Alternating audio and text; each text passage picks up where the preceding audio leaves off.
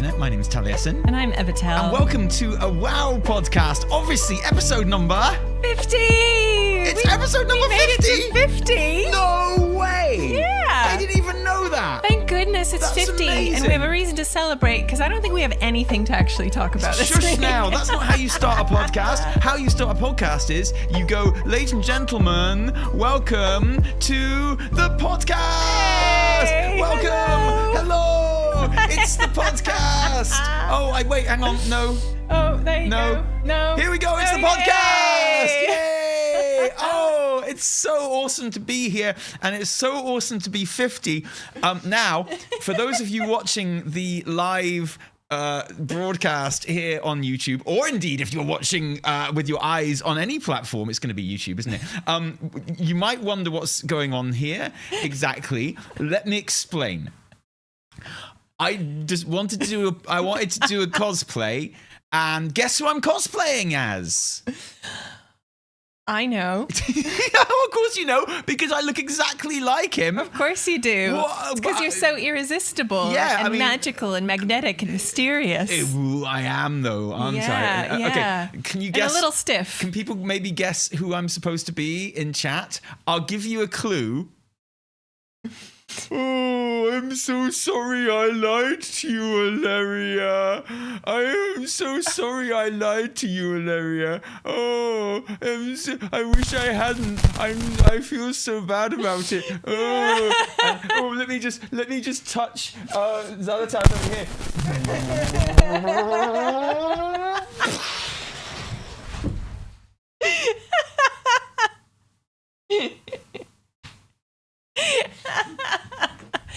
Oh, and yet I I know you would. That's why I tried to leave like the mouth open for it.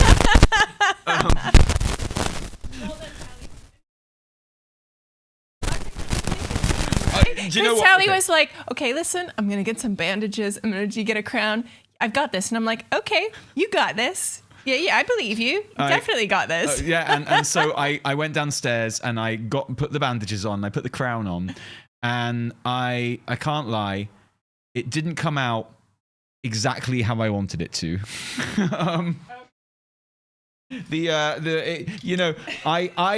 thought that I thought it was gonna end up a bit better than this. If I'm completely honest, I thought it was gonna look a lot better. And it just didn't quite work out how I thought it was going to. I think it sounds really nice. It looks really nice. Also, the bandages are all going in my mouth. Also, I did put them over. I don't know what I expected it to look like, if I'm honest, because I knew what the bandages looked like, and I knew what my face looked like, and I knew what the crown looked like, and you're all together I was kind of all the pieces. I was like, well, none of them look particularly like Locust Walker, but I'm pretty sure when I put them all together, I'm pretty sure then it'll look like Locust Walker. Right, once all the pieces come together, that should be it, right? Yeah, and oh wait, is the sound still bad? I did try and turn it off and back on again. Is the sound still bad now? Even after I unplugged the mic and plugged it back in? Let me know how mine is. Yeah, that would be useful. Thanks to the sound check team. The people listening in their ears will be very thankful for it. So, all I'm saying is, it's like you suspected this might be the case. You suspected this might happen, Evie, and that's why you got into your Xalatath cosplay as well. Oh, I gave it away. I should have let the chat guess, right? So yeah, I mean, I'm not. Do you know what I feel like? I feel like that time when we took our kids to M&S, Marks and Spencer's, to buy a magazine, and Annie was really, really excited about a magazine that he'd seen, because it had like a Minecraft torch, as in like a burning torch. So cool, right? Lit up, yeah. But it looks like a torch from Minecraft that you put on the wall, right? And he really, really wanted it. I am a bit blurry as well because of the bandages. They kind of like cover my eyes, and the camera finds it very hard to focus on me because it doesn't recognize that I have a face. So what it does, it focuses. I'm joking. It focuses on Jaina back there, which frankly I can't blame it. So I might go blurry sometimes because it doesn't recognize my face. Sorry about that. So yeah, and Annie was so excited about getting this magazine and this he torch. was so excited. For ages and ages and ages. He was spending his own money on it as well that Granny had given him. Yeah. So we went down to M&S and it was still there, thank God. And he was like, yeah, I'm going to get the one with the torch. Brilliant. And our daughter, Penny, she bought a magazine which had like a little bluey camping set on it with a little caravan and bunk beds and little toys and stuff like that. And, you know, we got home and he was like, oh, and we put batteries in the torch and we lit it up and there it is. It's a Minecraft torch all lit up like that. Meanwhile, Penny was like, had her whole camping set out like, hello, bingo. Oh, hello, it was so Bluey. cute. And she was playing with it very contentedly. And Annie No, it was just, Peppa Pig. Peppa Pig. oh, it was Peppa Pig, yeah. Yeah. And George and Pepper. And Annie was just sitting there looking at his torch. And then he'd look at Penny. And then he'd look back at his torch. And he'd look back at Penny. I was like, are you okay, Annie? And he was like, don't really know what to do with it. I was like, you light shit up, man. Come on, dude. He was like, I think I... His actual words were, Penny's... Yeah, Penny's is gooder than mine. And that's kind of how I feel about my cosplay, to bring it back. You know, I was very excited about it for the longest time. And, you know, I wouldn't say it didn't work out, because I think I do look exactly like Locust Walker in so many ways, but maybe not in the most important ways. I think you embody his spirit, which is really important. I think I do all the time anyway. His sexy, ethereal spirit. Absolutely. Which down to a T. Yeah, my for mic sure. is gone. Should I come? Yeah, well, just come and sit with me. Yeah, I don't know what's going on with these mics because sometimes it works and sometimes it doesn't. Frankly, so it's actually impossible to kind of like do a proper check on, like to do like any kind of. That's okay. We get to sit next to each other. Yeah, exactly. Yeah, and now you can actually see my boobs. whole form. Yeah, thanks for that. That's awesome. Yeah, you're welcome. Yeah, so it's impossible to troubleshoot, unfortunately, because like it doesn't happen very often, and it doesn't happen all the time, and it doesn't happen for very long always when it does happen. So yeah, we literally don't know when it's happening most of the time, unless you guys tell us, and we're not going to troubleshoot it like on a stream or a podcast or anything like that. But also very, very fitting that we have technical issues on our 50th episode. 50. We made it. It's only taken us 2 years. What did we do on our very first episode? Should we go have a look? Let's have a look. Let's see how it all went down back in the day, right? Let's go to the WoW podcast what's it called? Playlist. There we go. And our first ever episode, Traders Tender on sale. And class sets just over 2 years ago. Wait, why did we call that one episode 0? Because it was like a test. Oh. So episode 1, really, Midrisil's bad raid cinematics. Right, yeah. And then the episode after that, Gilneas, secret other things. So that's how long we've been doing this podcast My for. goodness and, gracious. You know, I'm thinking, how many weeks are there in a year? 52. Yeah. and how many years have we been doing this podcast? 2. Yeah, what episode are we? 50. Okay, so we've not the most regular technically of our 51. shows, to be honest. If you count 0, we've got 51. We've done live shows from 2 different Gamescoms at this point. So you know, it's not ideal. Sometimes we miss weeks. Or I would say about 50% of the time we miss weeks. Yeah, we do. Honestly. We're busy so people. It's not ideal, is it? No. You know, but and sorry about that. Thank you. And you know, God, if you only listen to this on your podcast listening platform of choice, you know, and you'll find it happens even less often. Yeah, although we have a system now, and the system is me doing it. So on How's Fridays, really well. I got it up on Friday. Did you? Yeah, I did. Did you not check? No, of course I didn't check. I don't care. So I, listeners, dearest listeners who do not view this video, one, I'm sorry that you do not get to see Tali's magnificent cosplay, though you'll get to see mine because I'll take pictures of it. Of course you will. Or honestly, you could just go and look at our Twitter or Blue Sky at any point in the last like 6 months, and you'll probably see a picture of Evie in her Zalatath cosplay. It's highly possible. Your boobs look brilliant in that today. They look particularly good. Thank you. Might be finishing the podcast early. Oh, well, it's up to you. If that's how you want it. But yeah, so listeners, you will be receiving the podcast. Presuming audio is all good, we're all happy for it to go into like the audio sphere on Friday mornings. Now, it takes a little bit of time for like the podcast service to push it out to all of the platforms, but Friday is when it gets uploaded and you'll get to enjoy it. So hopefully a bit more regularity there for y'all. Yeah. Good. So, what was your favorite ever episode of the podcast, Evie? This one. Yeah, me too. That you sounded like our son. What did you do at school today? I can't remember. Don't know. Who did you play with today? I played with everyone. Okay. What was your favorite part of the day today? All of it. Okay, good. Wow, that's great. Fantastic. Oh, so happy. So good. Yeah, where are your elf ears? They're just they were clipping. Yeah. No, actually, you should have seen it earlier. She put a hat on and her hair just disappeared. It was insane.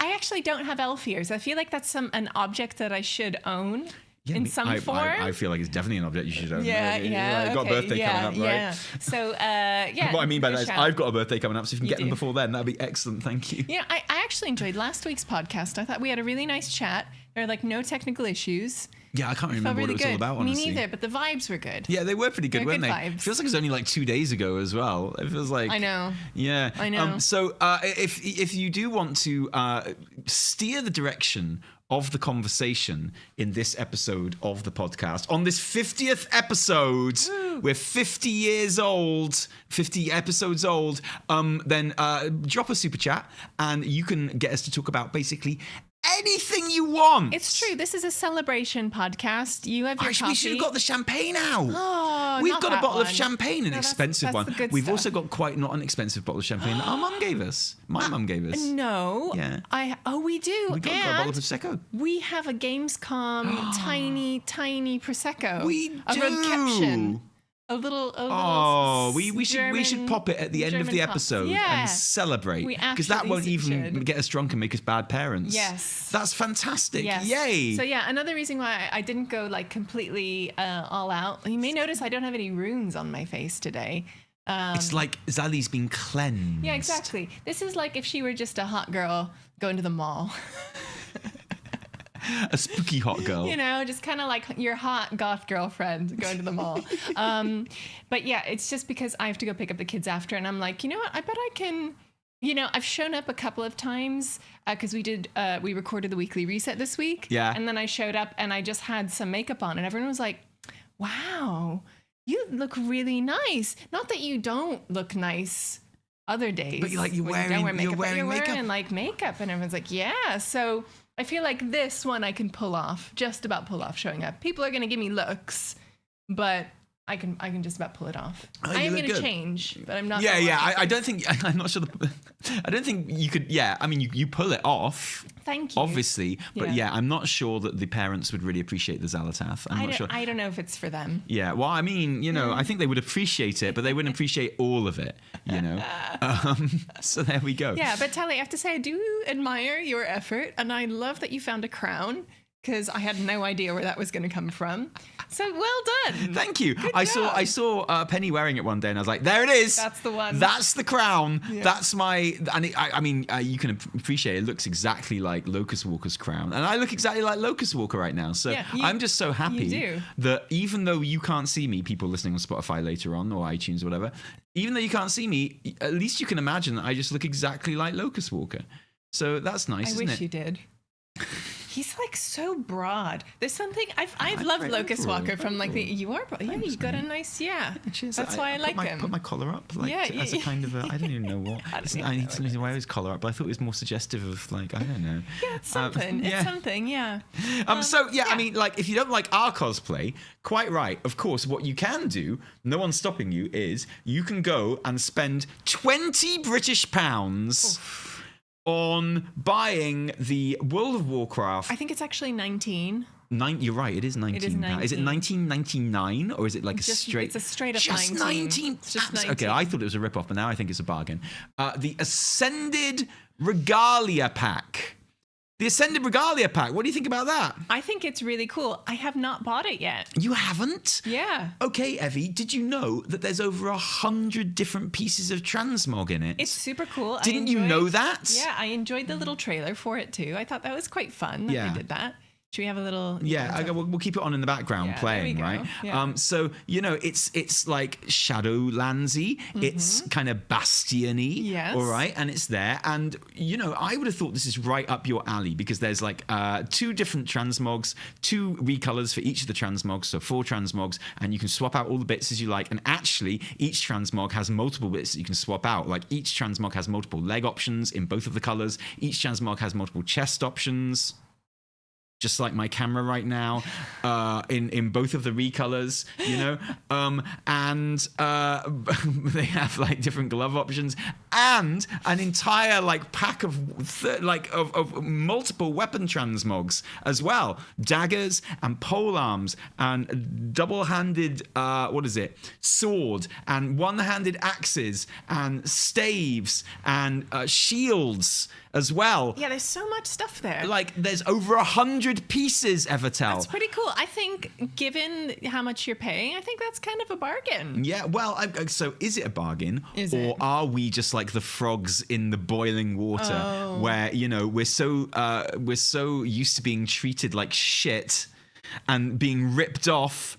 When I went on to the site to buy this, there were like 3 other like shop bundles that I didn't even know about. Yeah, that had there's a lot passed of me them. by. There's a That I lot didn't of them even right know now. were there. There's like a Ragnaros mount you can buy, and there's some other bullshit stuff that no one cares about There's in like there. the Shaw touched pack. There's a Shah touched pack. I noticed the same thing when I went on It's the shop. I was absolutely like, insane. there's a And lot like there. I'll just make us a little bit bigger here Yeah, make since us we're nice. both on the same camera. All right. Yeah, there we go. There we are. And like there's the Shah touch pack, and there's like there's the Raven mounts, the 2 Raven mounts. Like there's a dark medieval one, and there's a not so dark medieval one. They're both medieval ones, really, aren't they? And so like, but this one in comparison, and they're all more expensive than this. They are. They're all more expensive than the. I think that's why I went, oh, this one's a good deal. The 19 British pounds that you're going to pay for the Regalia pack. Honestly, I'm going to go out on a limb here, and you can call me a shill all you like. I think this is worth $19.99. Oh, wow. I'd pay Bold. $19.99 for this. Bold. I'd go further. I'd pay 20 quid for this, and I'd feel happy with it. And we talk about this a lot. I don't like the shop. No. I don't like that it exists. I know. That I get tired, and especially at the moment, shot fatigue really, really kicking in, honestly, with all that stuff that I'd completely forgotten about it. Oh, like all that stuff on there. And then there's the like pet that you have to spend lots of money on the gear store for and stuff Yes. like that. And like, I don't like it. My moral objection to it, I always say, has been nullified since, my moral objection to it was that I don't want anything that you have to spend real life money on that isn't included in the game, right? In some way. So like, I didn't like that. Now you can buy everything on the shop with in-game gold. So it is technically in the game. Which is great. And actually, like, for the if you're an EU and you're British and you pay for stuff in pounds, it's going to cost you about 800,000 gold to buy this Regalia pack. Wow. Yeah, because you have to buy 2 tokens, because Okay. it's worth about a token and a half, but you have to buy 2, obviously. And that they're worth about 380,000 gold each at the moment. So, yeah, it's going to cost you about 400,000 gold. And, I think that's a pretty... I've got 400,000 gold right now. I could just buy this. And Yes. it's great. It's really cool. It's nice to I spent money. I spent the office funds on Yeah, it. the That's why company we've got no dollar biscuits dues, this week. exactly. Yeah. Drinking cold tea. Well, I have to be careful with my coffee because I don't want to leave like a coffee stain on the bandages. When I'm done with these bandages, I'm going to roll them back up and we're going to put them back up, put them back in the first aid cabinet. Yeah. Oh, for goodness sake. Should I have put some face makeup on? Then I wouldn't have been able to go pick up the kids. So No, exactly. Plus, he doesn't have any. It would just have to be kind of like voidy. he's kind of under voidy and there. purpley underneath. That's Yeah. what I mean. And don't worry, because actually I put these bandages on a little bit too tight, and I think they're cutting off the blood supply to my face. So my face might start going quite purple soon. Anyway, That's good. To be That's perfectly all in the honest, spirit of yeah, our guy. absolutely. I admire it. I like it. So I think, you know, I mean, is it a bargain? 20 quid for some transmog. At the end of the day, I'm not really sure, to be honest. But they are really good transmogs. They are good, and there's something nice, like it's kind of, we've got the Rishi wrap kind of bandages flapping around in some of them. Yeah. And then kind of the more feathery look. It's kind of, it's a nice mix of, that guy's just wearing straight up sandals. Yeah, so you've got sandals or boot options, including one of my favorite WoW boot options of all time. I love a big chunky metal toe. Yeah, is that, what do you call that? A sabaton? Is that a sabaton? I call it a big chunky metal toe. Okay. For my transmogs, for my WoW transmogs, that's what I call it, and I love it. I think it's great. Not as good as my transmog, obviously. No, absolutely not. I do like the tombstone kind of shield. Yeah, you've got a lot of things going on here. So there's kind of like, there can be a bit of a Kyrian vibe going on, but then also like a kind of more of the kind of Valkyr thing mace happening is as well. awesome. The mace is so cool. Big fan of the mace. Have you seen the mace? It's got like a water it's fount on it. Yeah, there's a lot going on in these. I should say. I like the bits that have like ladies' faces on them. Yeah, like on the mace, you've got a little hooded lady's face. I like There's anything another with a one. lady's face on. On some of the that's how other, you sell it to me. On some of the other ones as well, you've got like kind of Oh, I didn't see the offhand. and on the offhand is stave. cool. Yeah, on the staff. So the stave is like a remake of that famous. I think it's like a vanilla staff, you know, the one that looks like this, but it's kind of gold and it's got like the angel on top. I think it might even be from Ragnaros actually, or that raid certainly. Yeah, that's that one, and that's nice, isn't it? That's good. No Warglaive, no. Although I thought there was, but the there's bow a little lady's face in the horn. Oh too. my god, lady's face with the horn. I told you they're tucked in everywhere. Just how I like him. That's fantastic. Okay, great. I mean, I'm very surprised that you haven't bought this, because I feel like Black Temple, of course. Sorry, I take it back. Yeah.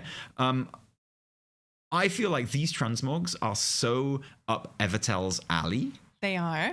You know, like, obviously you're not going to use the priest lollipop stave. But you might, you know, or the color, especially like the kind of blue color, that's like Evertel to a T, right? And but also like purple. Blue and purple are my favorite go-to colors. Yeah. You know why I haven't gotten this immediately?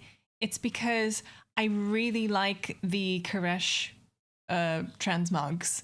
I'm still wearing them, and I still really like them. And I'm still literally wearing like the bright kind of white and bluey green one. That's just from the leveling, like just from the basic quests. I just think it looks really good. Yeah, it does look really good. And it matches your mount as well. It does. So yeah, and then I also got the bluey dwarven ceremonial garb on the trading post. Ooh. So I'm like, and it looks really good on my hunter as well. So now I was like, okay, I'm kind of transmog happy right now. Yeah. I found my nice little niche, but I will get this at some point before it disappears off the store forever. I don't know when that's going to happen. Do you think it'll ever come back? They usually say if it's going to appear on like the trading post later on, don't they? But they haven't. I don't think they've said that with this one. So yeah, this might be your only chance to get it. I mean, this did at least pierce my consciousness, and I did actually know it was there. Unlike the last couple that have been there, which just passed me by absolutely, completely. So how do the people feel? People love it. Angel themed set, shut up and take my money. Yeah. That's pretty neat. Hundreds of custom transmogs for $30 in a game I paid. Got me in the first half, not gonna lie. Hundreds of custom transmogs for $30 in a game I pay $70 for every 2 years and $15 a month. Yeah. Okay. I mean, look, it's true. It's true. Damn, hard to beat that. Gonna pick it up. Yeah. You know what? The price is at least decent for this amount of stuff. These are actually pretty cool. Packs over tuning post. I think that means trading post. Yes. Blizz don't know what a tuning post is. Would be nice to see what the weapon transmogs are. Good point. I don't know why I'm saying in this voice. I got it. It looks so cool in game. I think you're just struggling to talk with your face wrapped in bandages. You're working really hard. I'm actually like really tired. Yeah. This has tired me out already. I was like, it's draining. It is draining. I feel like I just want to touch the dark heart and explode. Don't we all? Have a rest. Have a fucking rest. That's why people are like, why did he touch the dark heart? Why did he pick it up? Why is he so stupid? Why did he do that? And it's like, well, I'm trying to think of headcanon reasons why he didn't know it was going to explode him. And I guess no one knew it was going to explode him. No one knew Xal'atath's plan. And I guess he thought he knew lots about the void. And if anyone was safe to touch it was probably him. All of that stuff. But actually, maybe he was just tired. I also have so tired. I have some thoughts. Like, part of me thinks that he isn't gone. I mean, he's very kind of... we can't have a double cop-out. Not another death cop-out. No, but he very definitively hit all of his bandages disintegrated and fell down around Illyria, like, from the sky. And, that was pretty indicative of what happened to him. However, who's not to say he's still in there? Just his essence.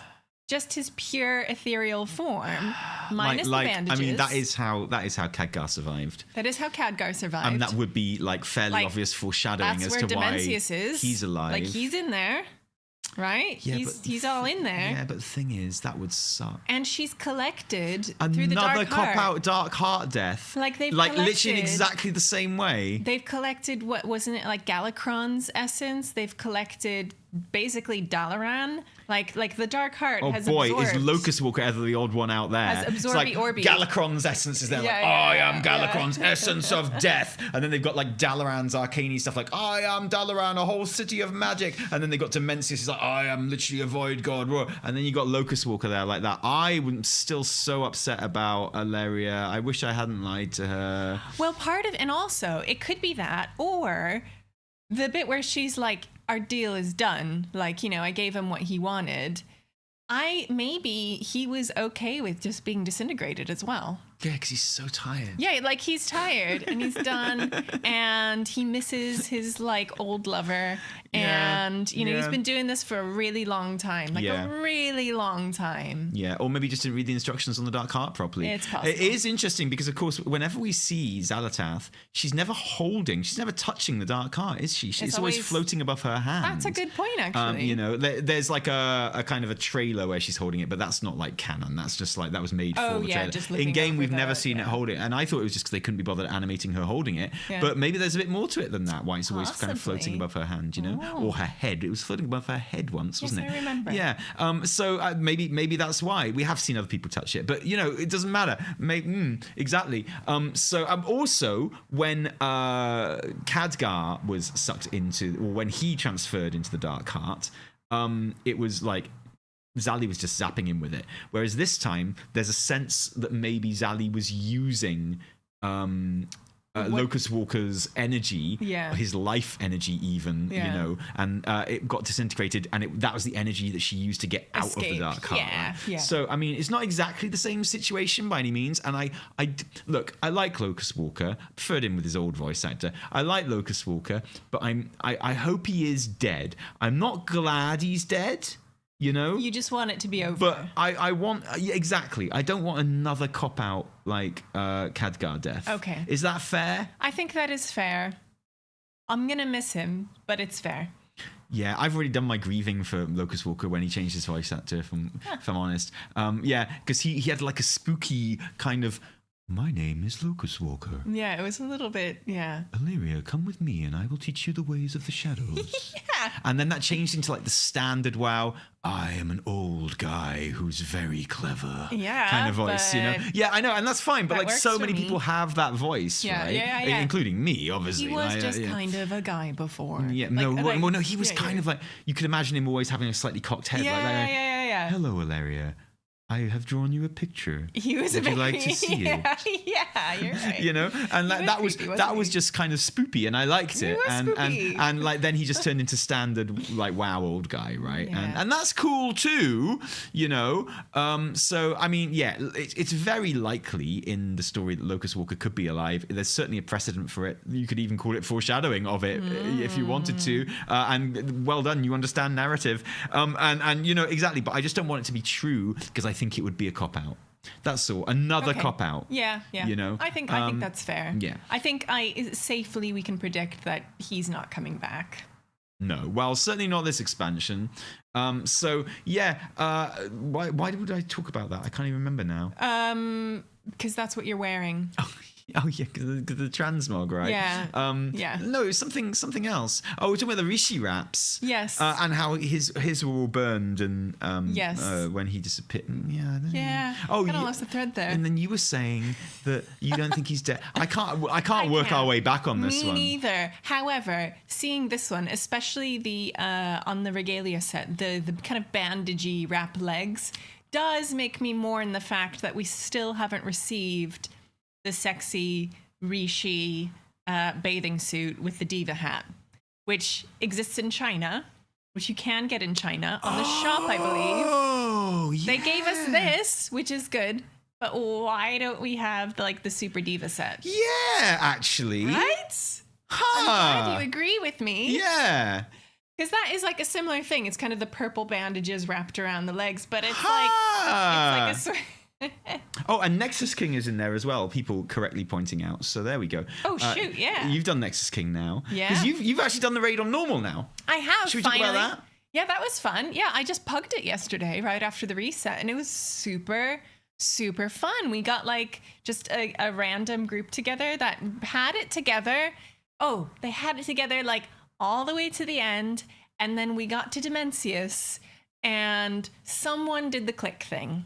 Right, someone clicked and started the fight for everyone. Yeah, and I was just like, yeah, let's not do that. And then that thing happened where the snowball is created and immediately accelerates, and all it took was a demon hunter who's doing by far the highest DPS was just maybe DPS can remember to DPS this time.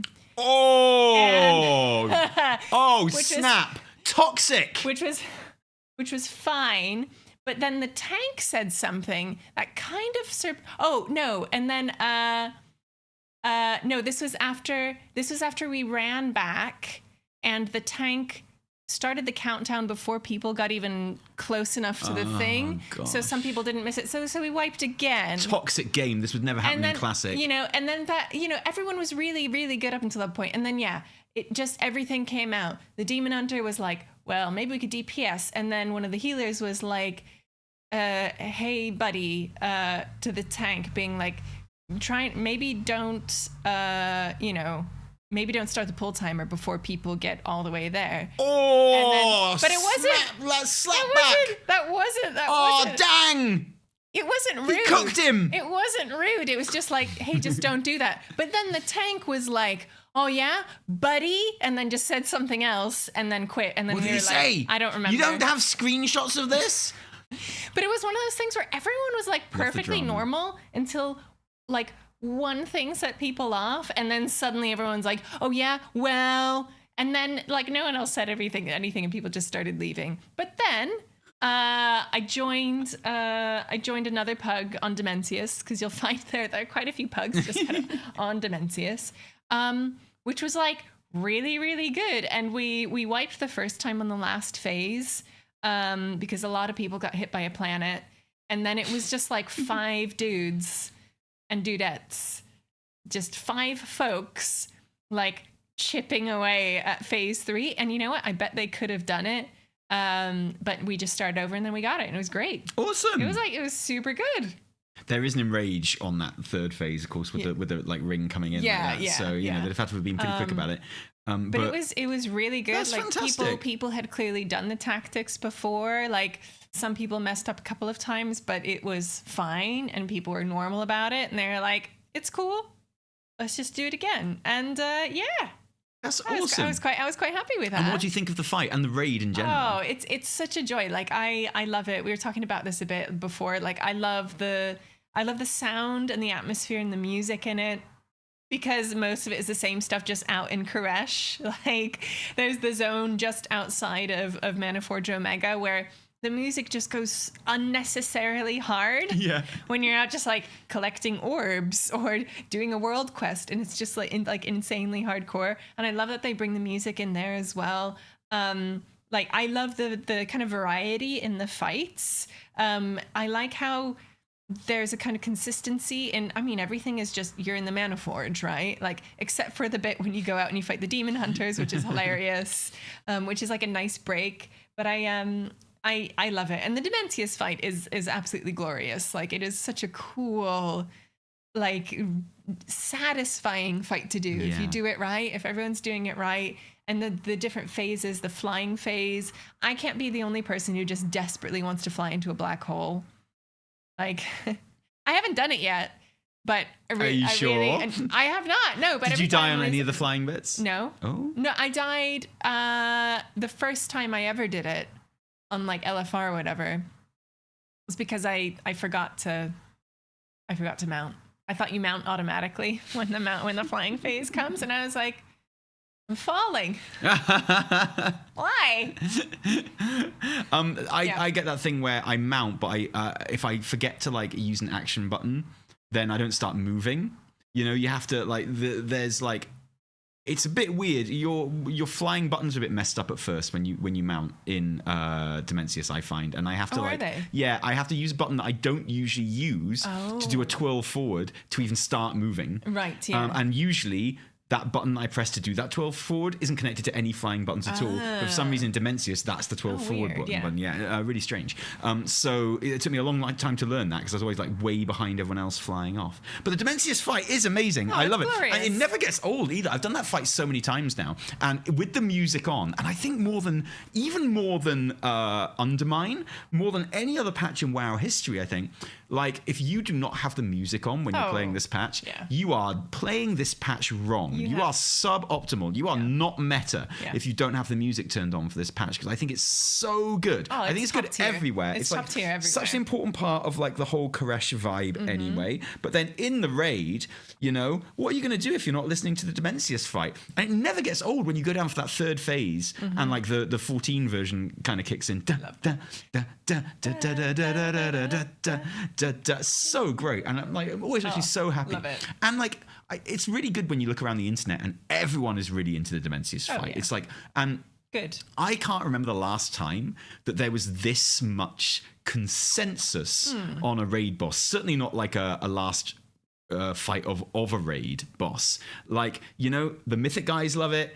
Like the heroic and normal guys love it. Like, everyone just thinks this is a really, really good fight. And it feels good to kind of be playing right now at the time where you know this fight is going to go down as sort of like one of the all-time great fights. You know, Absolutely. It's like one of those fights that people are going to talk about and like refer to in the future as like, this was just brilliant, right? And that's, you know, that's fantastic. It's nice to be alive and playing WoW in a moment that you know is going to go down in history as being one of the better moments, right? Yeah. Which is just awesome, right? It's so cool, so cool. So I'm really happy about that. I also pugged a normal raid yesterday, despite the fact that I'm in a mythic raid team now.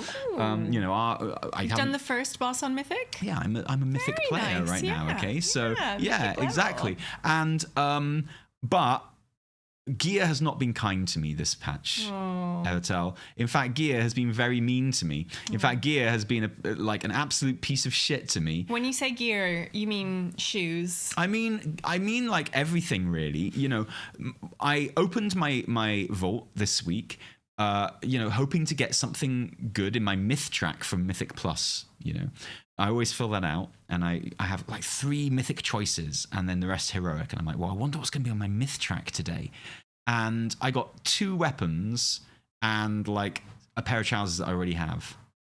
And the weapons are completely useless, because right now I'm rocking a crafted kind of mythic level staff. But, you know, as soon as I can afford. I've got like a champion level Void Glass Chris, which is obviously like you want that and a crafted offhand, right? Okay. So you can have the embellishment.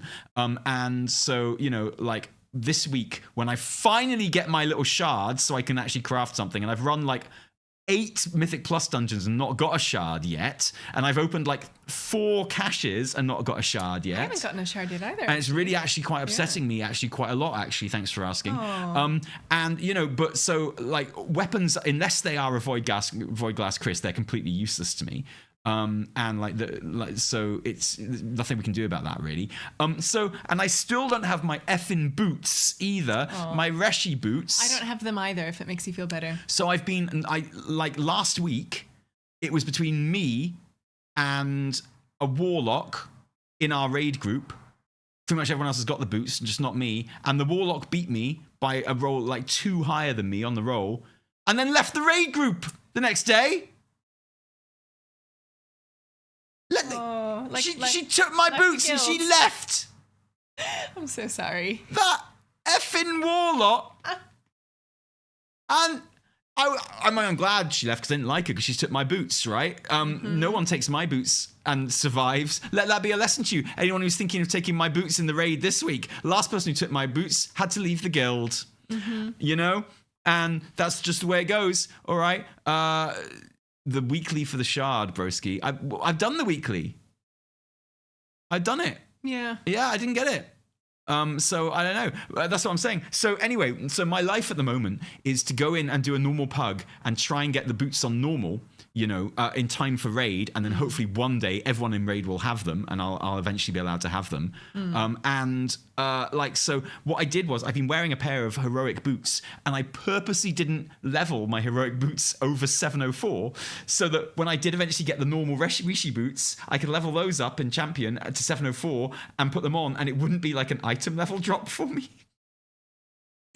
So I've been sitting there not leveling up my heroic boots, so it didn't make me feel bad when I had to replace them with normal Rishi boots, and that's exactly what happened. Like, so I went in and I for the 3rd week in a row I pugged normal Mana Forge Omega, and like there was one group that I was in and we got up to Soul Hunters, and there was only like one other clothy in the group who didn't have the boots already on normal, and I was like, oh ho ho ho, but then a couple of people left.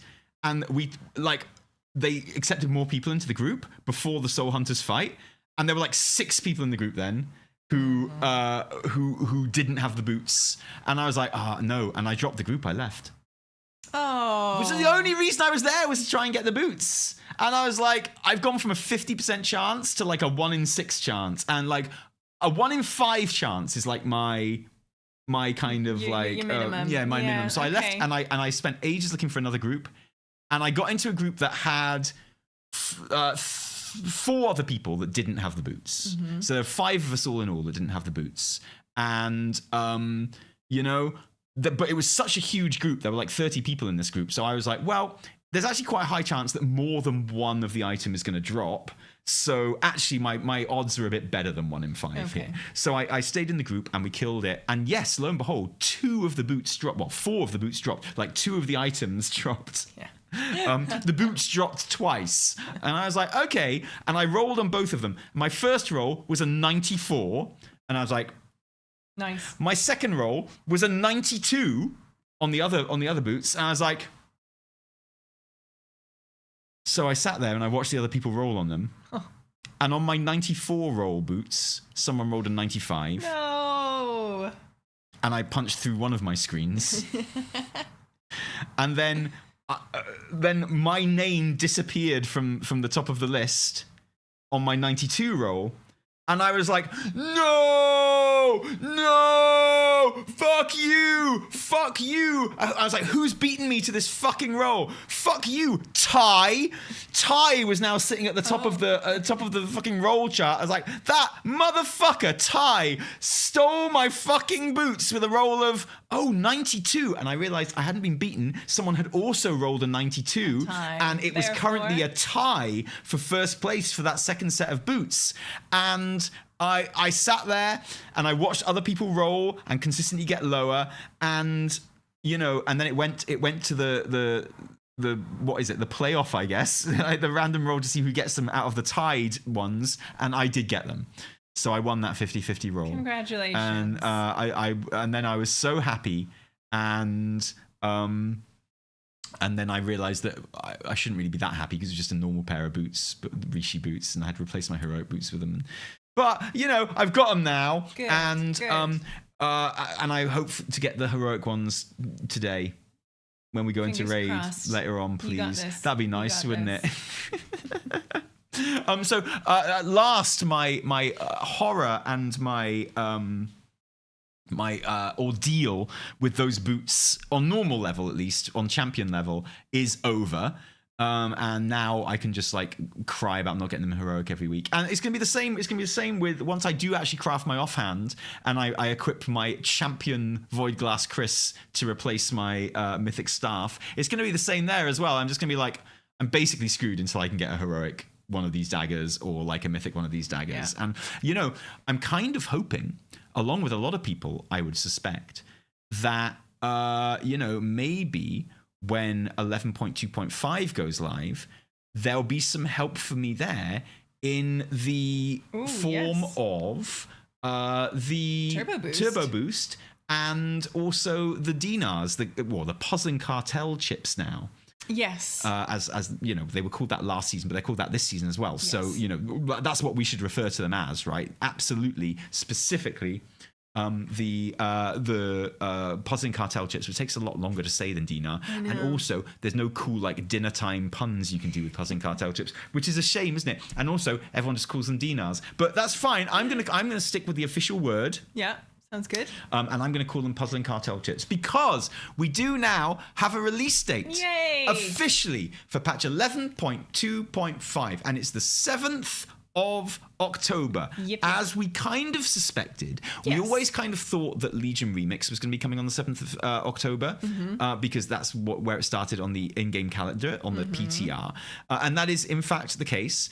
We didn't know if the patch was going to be going live at the same time or maybe a week before or something like that. But no, it is going live at the same time as Legion Remix. So Turbo Boost and Legion Remix will be kicking off at the same time, but not with Puzzling Cartel chips. Those are coming a little bit later. I gotcha. So the initial release will have the Hero and Myth upgrade tracks, which will, as they did last season, make Hero and Myth items able to go another 2 steps higher in their upgrades. That means all of my hero gear is still good and valid. Yeah, and it means my normal boots are extra shit. Yes. And my normal Void Glass Chris is extra shit. Exactly. Thanks for that.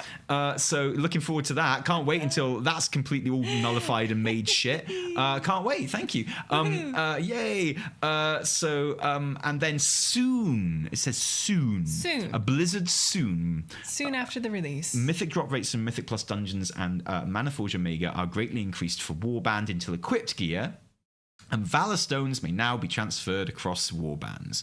Now, that's not quite the same as Valor Stones being warbound items. Like, transferring them is a bit different. Last season, that meant you could mail them, or you had to buy like a crate of Valor Stones to send to your alt, right? Did and you? There's a penalty. There's like a 25% yeah, there was a right? tariff. Yeah. Something that our American cousins are very familiar with at the moment. So it's not a 1-for-1 transfer. There is a tariff on there, but essentially you can chuck them around now, which is good. Yeah. And then later on, Fixer Sokia and Fixer Sotho will visit Dornagol to offer powerful weapons, trinkets, and cantrip items from Season 3 Dungeons and Maniforge Omega in exchange for puzzling cartel chips after adventures have proven themselves worthy. So this sounds to me, because there are going to be 3. Well, it doesn't say 3 actually. Does it say 3? 3. No, it doesn't give a number. But once again, up to 3 puzzling cartel chips may be earned. There we go. I was looking for the number 3 because they wrote Season 3 with an Arabic numeral, and then they wrote up to 3 puzzling cartel chips with words. Yeah. I think because Season 3 is like a title. Well, it confused me. I know. But I'm with you. I'm just saying. I'm with you. So, okay, so 3 suggests that it will be following the rules from last season again, rather than kind of harkening back to Dragonflight's version, which means if that is the case, people ain't going to be happy about the fact that they're not going to be able to get their mythic gear just by getting a puzzling cartel chip. Yeah. You know? And if it follows last season's rules, then that will mean that, yes, you just have to kill it on any difficulty to be able to buy the heroic item. But if you want the mythic Void Glass Chris, if you want the mythic Rishi boots, then you are going to have to, do it on mythic. Yes. The line, after adventurers have proved themselves worthy, kind of suggests that, yeah. Which kind of sucks. I think it means you'll have to do like dungeons on level 12 to buy the top level dungeon gear as well. That's what it was last season. And that is extra bad for me with my normal Void Glass Chris and my normal Rishi boots, right? Because assuming I don't get them before the cartel chips go live, which let's assume I won't because this season is dicking me completely. That's 1 dinar on the heroic boots. That's 1 dinar on the heroic Chris. And then we are a mythic guild now, so maybe we'll be able to kill something and unlock the mythic version of one of them. And I'll only have 1 dinar left. Yeah. You know, and I'll have to save that yeah. Poor you. I know. It's so hard. Life is so hard. People don't understand how hard life is. You know? And well, it is what it is. So yeah, I think people are going to be annoyed about that. Yeah. Let's wait and see on that one. Yeah. Let's wait for the sorry, my bandages are starting to kind of like You can take them off if you want. just kind of slipping off My a little wig bit. is getting a little bit painful. Oh really? Yeah. It does get painful for you, It doesn't does it? hurt. I took some paracetamol in advance. No! Because I was like, I'm going to get a headache from this wig again. I maybe shouldn't have tied my bandages quite so tight around my neck. Do you want to... No, you because can then take them off. no, I can't take them off. It's my cosplay. Yes, you can. No, this is fine. This is fine. Also, though, I've got a spot on my cheek. I get like maybe 1 spot every 2 years. Oh, poor And this is my spot you. that I've got on my cheek, and the bandages are not helping my spot. No. It's gonna really, really like Just really aggravate rub it. Yeah. Like really just get it nice and... Yeah. We are not irritated. eating well this dinar time. And also coming in the patch though are the cooldown manager improvements. Have you had a chance to look at these, Evie? Because they're so good. I've had a quick look at them and they suggest really good things are coming. Yeah. Like really, really good, potentially moving away from add-ons level eventually. I love weak auras, and I don't think people will ever stop using weak auras. No, right? because you can use them for anything. Exactly, right? and you can use them for so many things. Yeah. Like you can make a weak aura that kind of shouts at you for not having your shadow form on and stuff like that. And you're never going to be able to do that with the in-game UI and stuff. So there's always going to be a use for weak auras at the absolute highest level of the game. They're always going to be able to do stuff that the cooldown manager and integrated kind of WoW add-ons will not be able to do, and that's a good thing actually. Like you wouldn't want the functionality of like the highest level weak auras in the game. That would kind of be weird, but at the level that sort of 99% of people use weak auras, i.e. reminders for combat stuff, we are almost getting to the stage now where your average player might be able to just use the in-game UI stuff instead of weak auras. And I think that's so awesome. At the moment, the cooldown manager's kind of shit. Like, it's actually more useful just to use like the edit mode and put bars up here and put like the actual things on your bars and use them as reminders. And that works actually surprisingly well. Cooldown manager isn't really fit for purpose at the moment, but it will take a huge step forward with the new patch, because you'll be able to... at the moment, things that are wrong with the cooldown manager is you have no choice what abilities are in there. So, if you are a Brewmaster Monk, you've got like 16 abilities in there, and good luck with that. Yeah. And you also can't, and if you are a Balanced Druid, you've got like 5 abilities in there, and you can't add any or take any away, right? So it's a bit random. And also you can't change the order of those abilities as they appear in your bar either. Sorry, I have to take that down. So, like if you're used to having things in a certain order, if you think things are more useful in a certain order, well, tough shit, Daddy-o, you can't do it. That's all changing in the next patch. You can add whatever abilities you like to your cooldown manager. You can take whatever cooldowns you want off it. There's a separate buffs bar that you can fill up and organize in whatever order. You can have ones which are specifically hidden and stuff like that. And that's great. Isn't that brilliant? It's really good. So huge step forward for the cooldown manager. There's still no way to track your debuffs on like mobs. So what I really want to see is when I use my dot on like a target, I want to see the duration of that dot on the target, like in my frames, not on their their bar, right? So that's how I keep track of that, and that's what I want to be able to see on that. But apart from that, honestly, once that's implemented, which I'm sure it will be at some point, then basically the average player is going to be able to use the cooldown manager pretty much instead of combat add-ons for their standard setup. Delightful. Yeah, and someone's always going to it's not the death of add-ons as was widely reported by basically everyone except us when this kind of news came out. Of course it's not. There's always going to be a use for weak auras. People are going to make the weak aura pack for the new raid season and for the new Mythic Plus season, stuff like that. That's always going to be super useful when you have someone shouting at you and shit like that. And there's an AoE coming and stuff like that. If you're a healer, very useful. It'll shout that.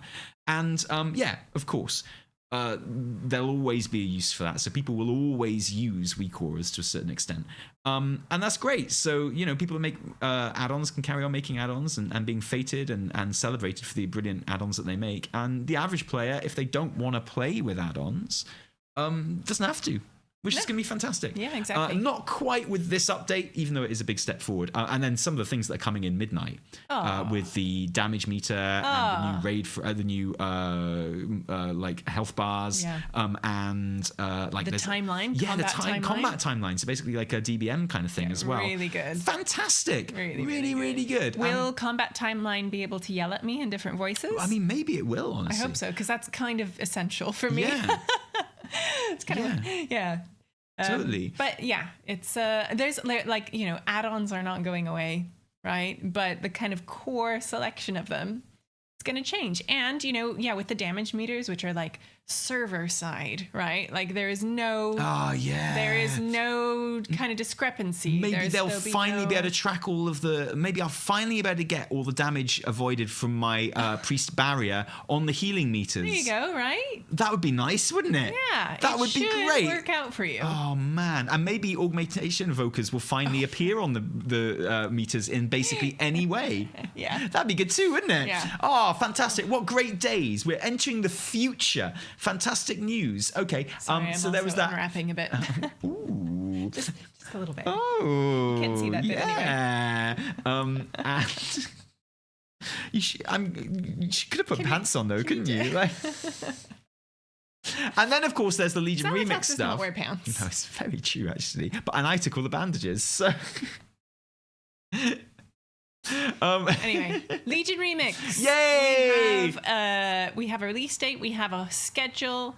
We have everything we need to know. And the schedule, I mean, we knew it was going to be a long old rollout. Yeah. Because they said they'd be releasing it in multiple phases. But when you see it written down like this, it feels like, if not a long rollout, because it's essentially like a month and a half. 2 months actually. 2 months isn't a long time. But 1, 2, 3, 4, 5 different kind of phase releases in that time. It's a lot, isn't it? It's a lot of unlocking. It is a lot. Do you think that's going to affect it? I think so. Do you think it's too long? Do you think it's like, as I put it in the weekly reset, designed to outstay its welcome?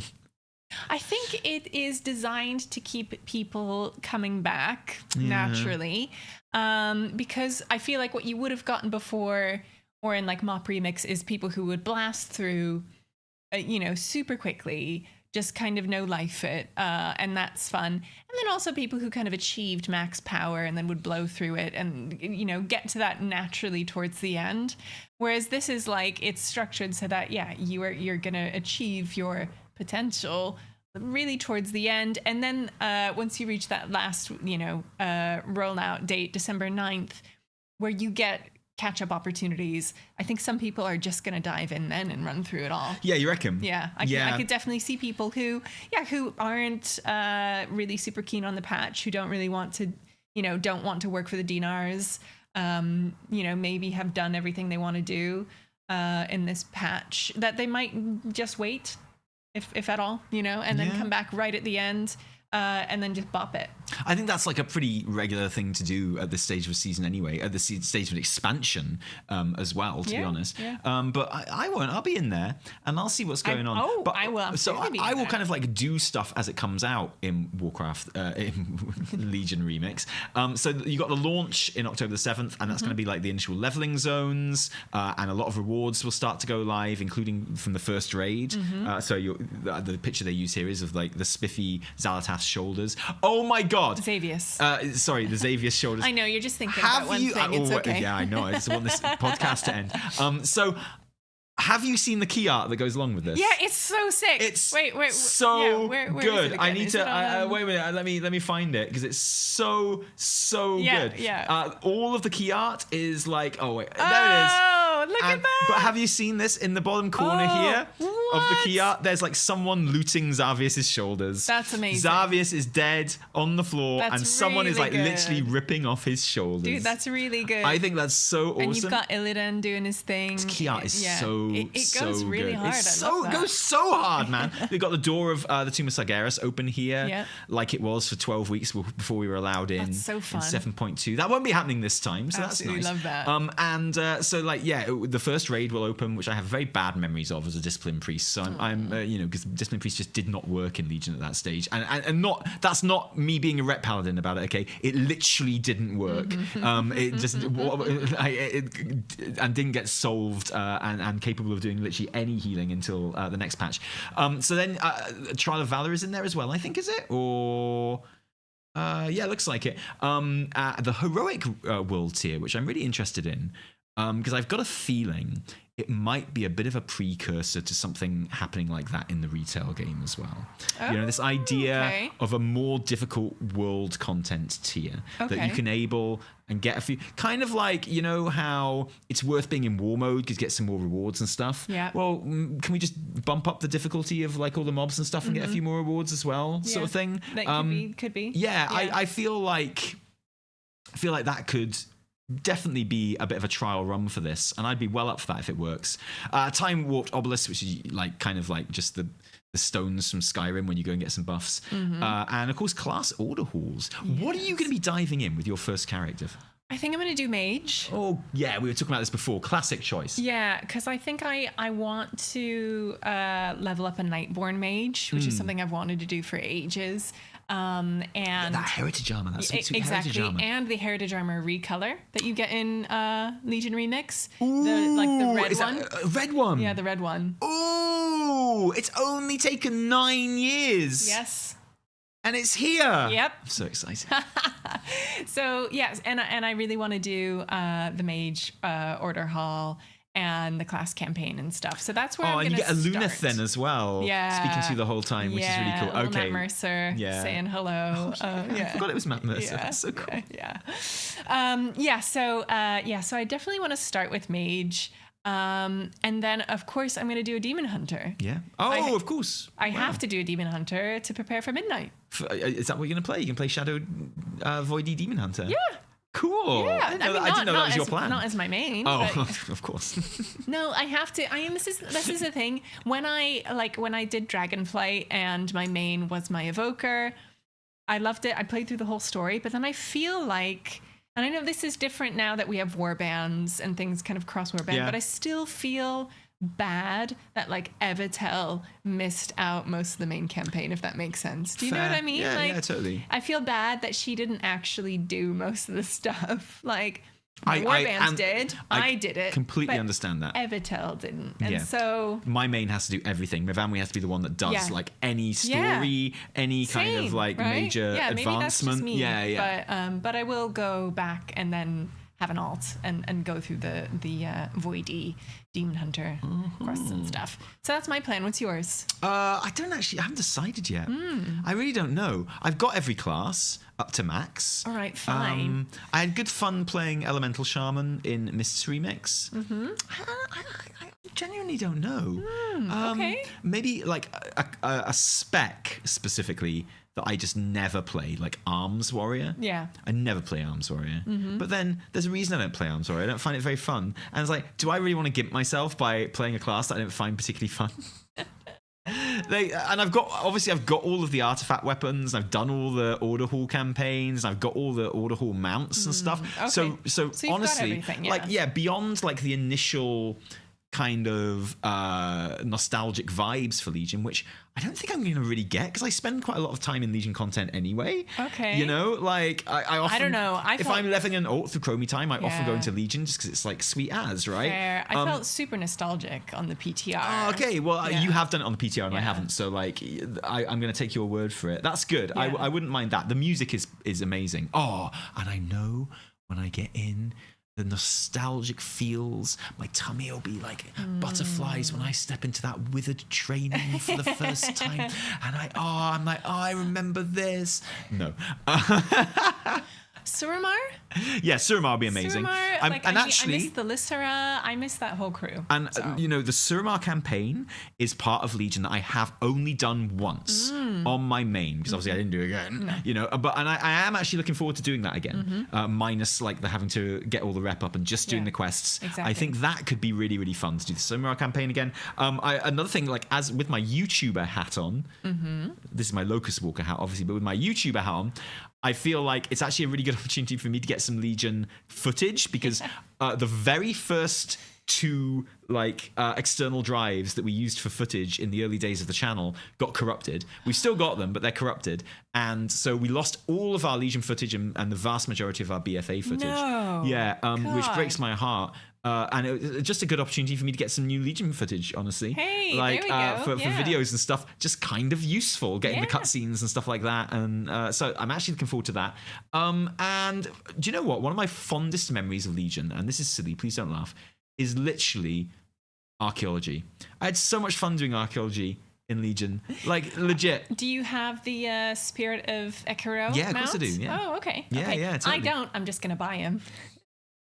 My plan is the mount I'm going to use Yes. in Legion Remix and fly around on is going to be the original moose mount, the Grove Warden that you got you for. You always used to ride that one around. That you got for Archimond Heroic that was in a good WoD. one. That And was a good Archimond one. Heroic was up for ages and loads of people completed it before the Grove Warden was introduced. Oh. And then everyone, like, our guild had been on raid break for like a month and we had to come back and do Archimond Heroic again so we could all get the Grove Warden. But that's the mount that I used around Legion first time through. Aww. So that's going to bring back the nostalgic feels for me. I'm going to use the Grove Warden, and also I really want people to see it and go, ooh, and go, that's a really nice looking mount, and then go to the vendors, the Legion Remix vendors, and try and find it and not be able to find it. And I'll be like, so cheeky. oh, you got the Void Wing, you got the Spell Wing, but you can't get this. Fuck you.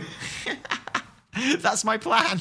Great plan. I love it. Yeah. Spite. Just spite. Let it That's all it is. you. It's like Let it run literal through your spite. veins. I'm going to go around. I'm going to equip whatever the Mage Tower appearance is for the spec that I'm playing. And I'll have like the Mage Tower appearance on, transmogged on. I'll be riding my Friendship Moose. All the shit you can't get anymore, that's the shit that I'm going to be wearing. Yep. Good. It's good. It's good that they do And I'm going to call my things. character Fuck You. Yeah. Not on the vendor is what I'm going to call my character. Yeah, not on the vendor.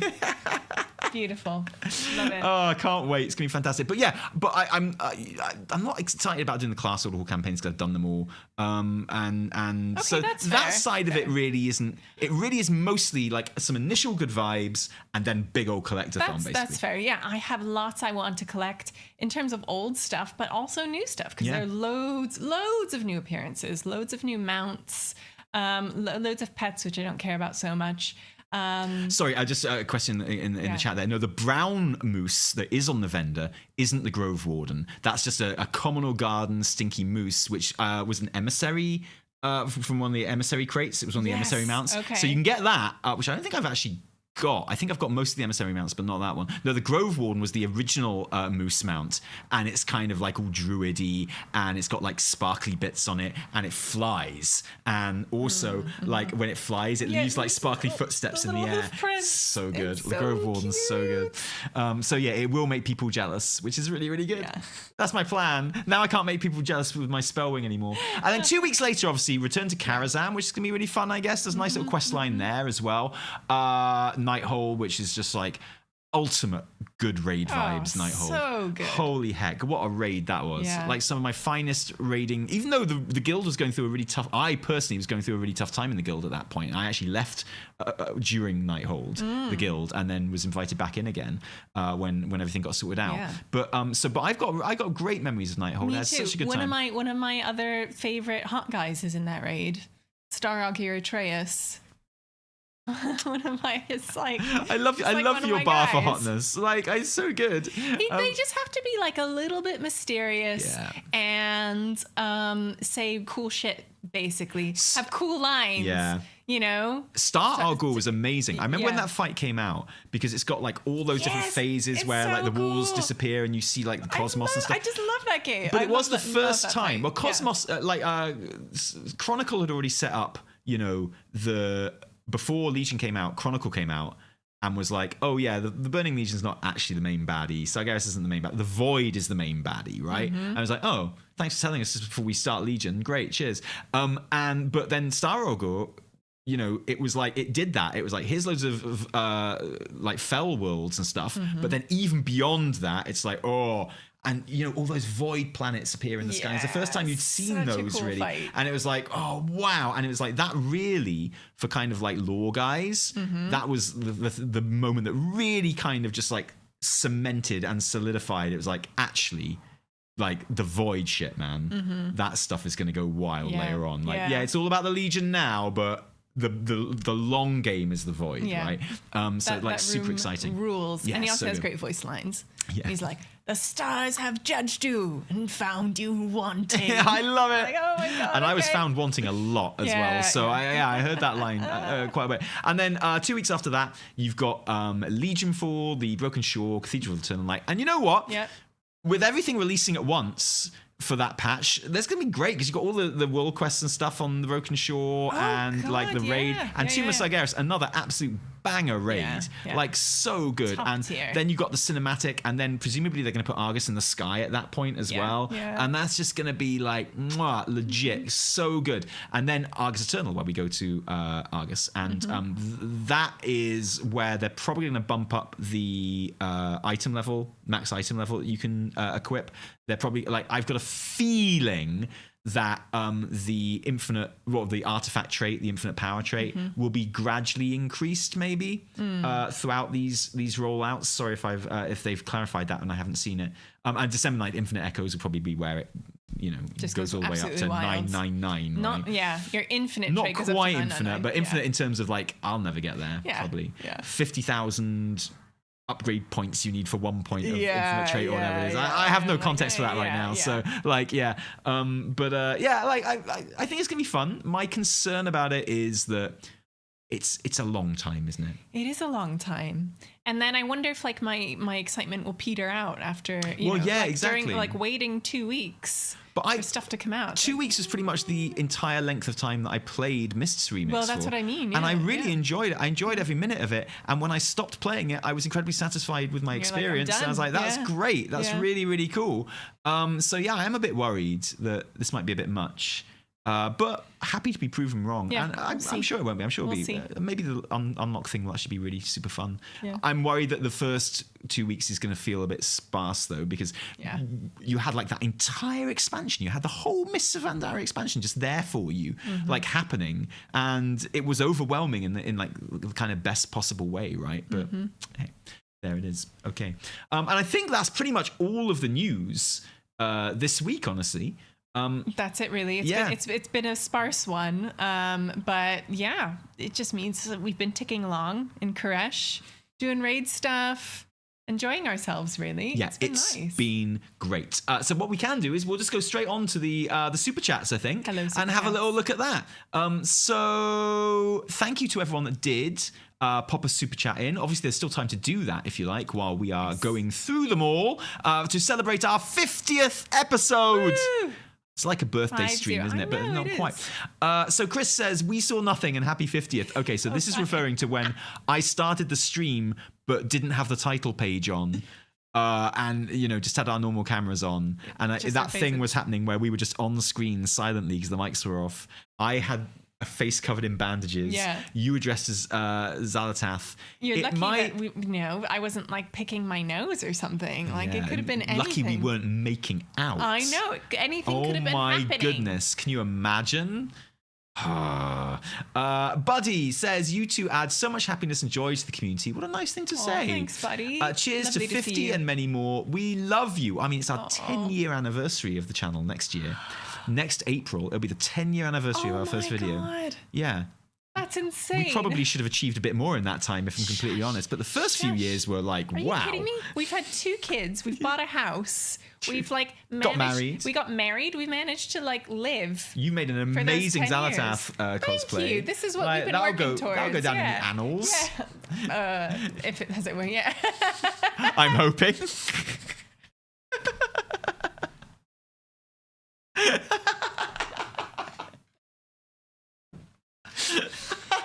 Oh God. Sorry, that's tickled me.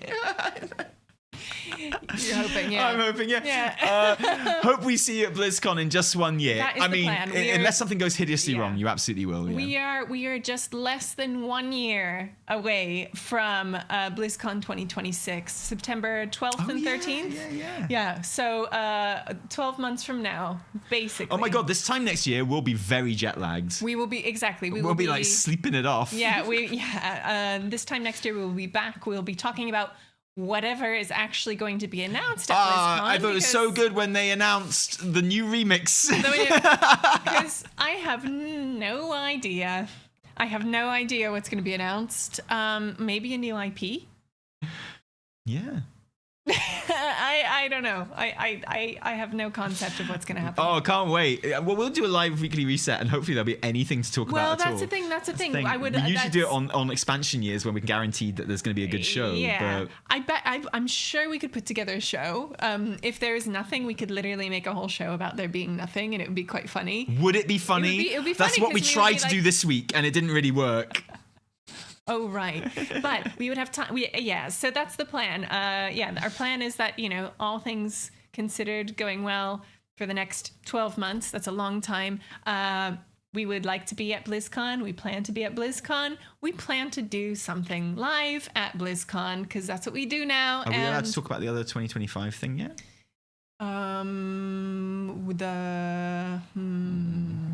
Probably not. No. Okay, we'll mention that some other time.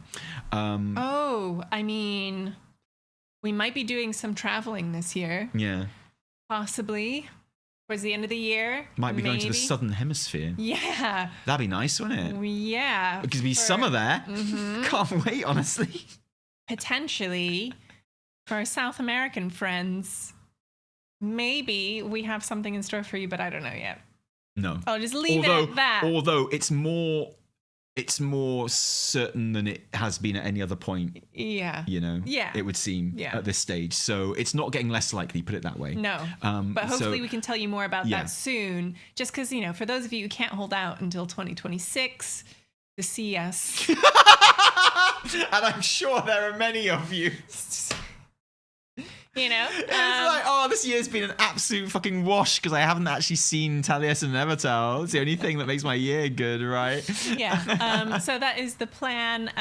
But anyway, BlizzCon, buddy, we hope to see you there too. We will. We'll see you wait. guys at BlizzCon one way or another. Cannot I'm sure. wait. But thank you, buddy. Yeah. Mock Eerie says, I still want Talatath cosplay. I mean, we've got all the gear. I've got the kit. Yeah. You just got to stick it on you. Stretch that top of me like. It's already pretty stretchy on me, Yeah, so I don't know. I mean, you look good in that top, but I reckon I would look amazing. You would actually, you'd literally look like a blood elf. I know I look good with a plunging little, neckline. Yeah, exactly. Yeah, totally. Okay. And I look good with long hair as well. Like, well, these are some big promises you're making. Yeah, exactly. Talatath Cosplay coming up. Well, for our 100th episode, okay? Could you please bring up and talk about the Arms Prot Gladiator hero talent setup for possible midnight class adjustment? Evil Bee. I mean, I can bring it up. Don't know what it means. I have no idea about that. I will have to do my research. But thank you for the nudge. So are people not... You're just talking about how much we love arms. Is there even a gladiator talent setup? Is that a thing? Is that like... Don't look at me. I'm not up with my hero talents on Warrior. I'm sorry. I was going to play... Prot Warrior as my main tank this season, but then I wanted to do a non-meta tank because I didn't want people to shout at me when I was doing my little kind of no add-ons challenge. So and Prot was too good. It was like the second most meta tank at that time. So I gave up my Prot Warrior, and then I fell in love with Brewmaster. And now when I play a tank, I play Brewmaster. Love it when that happens. And so I'm just out of touch with Prot, which is a shame because I've got a really cool Goblin Prot Warrior with a Goblin power fist. Oh, heck yeah. And it's Love just that. So cool. Love that. Love that guy. So sorry, Evil Bee. I apologize, but we will bring it up once we know what it means to anyone who'll listen. Any dev we meet will be like, yo, about that Arms Prot Gladiator hero talent setup for possible midnight class adjustment. About that. But thank you, Evil Bee, for the super chat. It is appreciated. Brewmaster is just so smooth. It's just got like such a smooth gameplay loop. It's really great. Hazy? Hoazel, sorry. Happy 50th. Completely off topic. Many YouTubers recently noticed that a views count is much lower than usual, which is apparently caused by an ad blocker update. Have you noticed this as well? No, because I've been playing 5,000 IQ game for like the last 10 years where things like that can't affect us because we just don't get very many views anyway. We wouldn't even notice. You could cut off 50% of our views. We wouldn't even fucking notice because who watches our videos? I mean, the thing is, I know some people it's the equivalent really of me not leveling up my heroic boots. Yeah, exactly. Some people really do, in terms of YouTube, rely on like consistent output and an X number of views, and like that is how they make their living. Thank God it's not what we do. It's YouTube is thankfully a major piece of the puzzle for us, for what we make and what we do. But we don't rely on the views necessarily all of the time in that way. And we've had to learn that over the years because, I remember in some of the first couple of years, it was like, there's some really exciting times and then like a January hit or something. And it was like nothing, there was suddenly like a huge change in ad revenue and suddenly, everyone was destroyed. And so they're like, yeah, we gotta find some other things to do, like podcasts, right? But yeah, so thankfully, that hasn't because we're not really paying a huge amount of attention to it. It hasn't affected us hugely. Well, we've only actually put out one video since the thing happened. That's true. And that's the weekly reset that we put out day before yesterday. Days ago, yeah. Seems to be doing all right. Seems to be doing normal kind of numbers. So normal views. Yeah, not gangbusters, but No. So there is that thing where if you can leave a comment on our videos from now on, that will definitely help. I'm gonna have to YouTube stuff. We're gonna have to do one of those things that like actual pro YouTubers have, like like Mr. GM and Soul, which is like that little animation that's like literally showing you how to like click the subscribe button. You know what, right? But like quite apart from that, apart from the YouTube, whatever it is, massacre. I do have a bit of a goal for Midnight. Oh, do you? By the time Midnight is out, I would like to finally get to 300,000 subscribers on the YouTube channel. Oh, I'm with you. We've been stuck on 294,000 since before Shadowlands. Yeah. I remember before Shadowlands we had 294,000 subscribers and I was like, oh, we'll get to 300,000 with all the Shadowlands kind of build up, because that's traditionally when we'd get the most subscribers would be in the build up to a new expansion. And I was like, oh, well Shadowlands would be the push we need to get to 300,000, and we just never, and it's literally never budged ever since. No. Sometimes we're on 295,000, but we never drop below, we never go above. It's very weird, because I know we do get new subscribers, but we get new subscribers and lose new subscribers at an almost 1-for-1 kind of like Yeah. rate. It's so weird. And it's like okay, that is just the audience, right? Yeah. Like there isn't an infinitely scaling But audience. no, but I feel for like other things. YouTubers, they just collect like subscribers, and then so you know, we get the same sort of views because we have like the same amount of like active subscribers, but our number just doesn't go up. And so like there's that thing where I'm like, okay, I would really, just for my own personal like kind of, you know, ADHD, I would like to hit that 300,000 number, which I thought we were going to hit like seriously 6 years ago. Yeah. And it's just never, and I don't mind, obviously, like I love my job and I never worry about the numbers of the job. It would just feel really good. It would be like, so that's like ambition number 1 in the channel. And it's been my ambition for the other ambition I've got is like, I'm going to very subtly, I never ask people to like and subscribe or anything like that. Yes. Okay. And it's just, I've never done it. It's not a YouTube thing. Do you think that's why we have not? No, because everyone. I feel like for real. I feel like in 2012. No. I feel like in 2025, people watch loads of YouTube without subscribing or liking. Yeah, maybe. I think because it's such a common. I don't like or subscribe to anyone. But anyway, my other thing is I want to very gently nudge people to obviously watch our videos, but one specific video is I would like to like nudge people towards. Yeah. Okay, right. I really want to nudge people towards watching.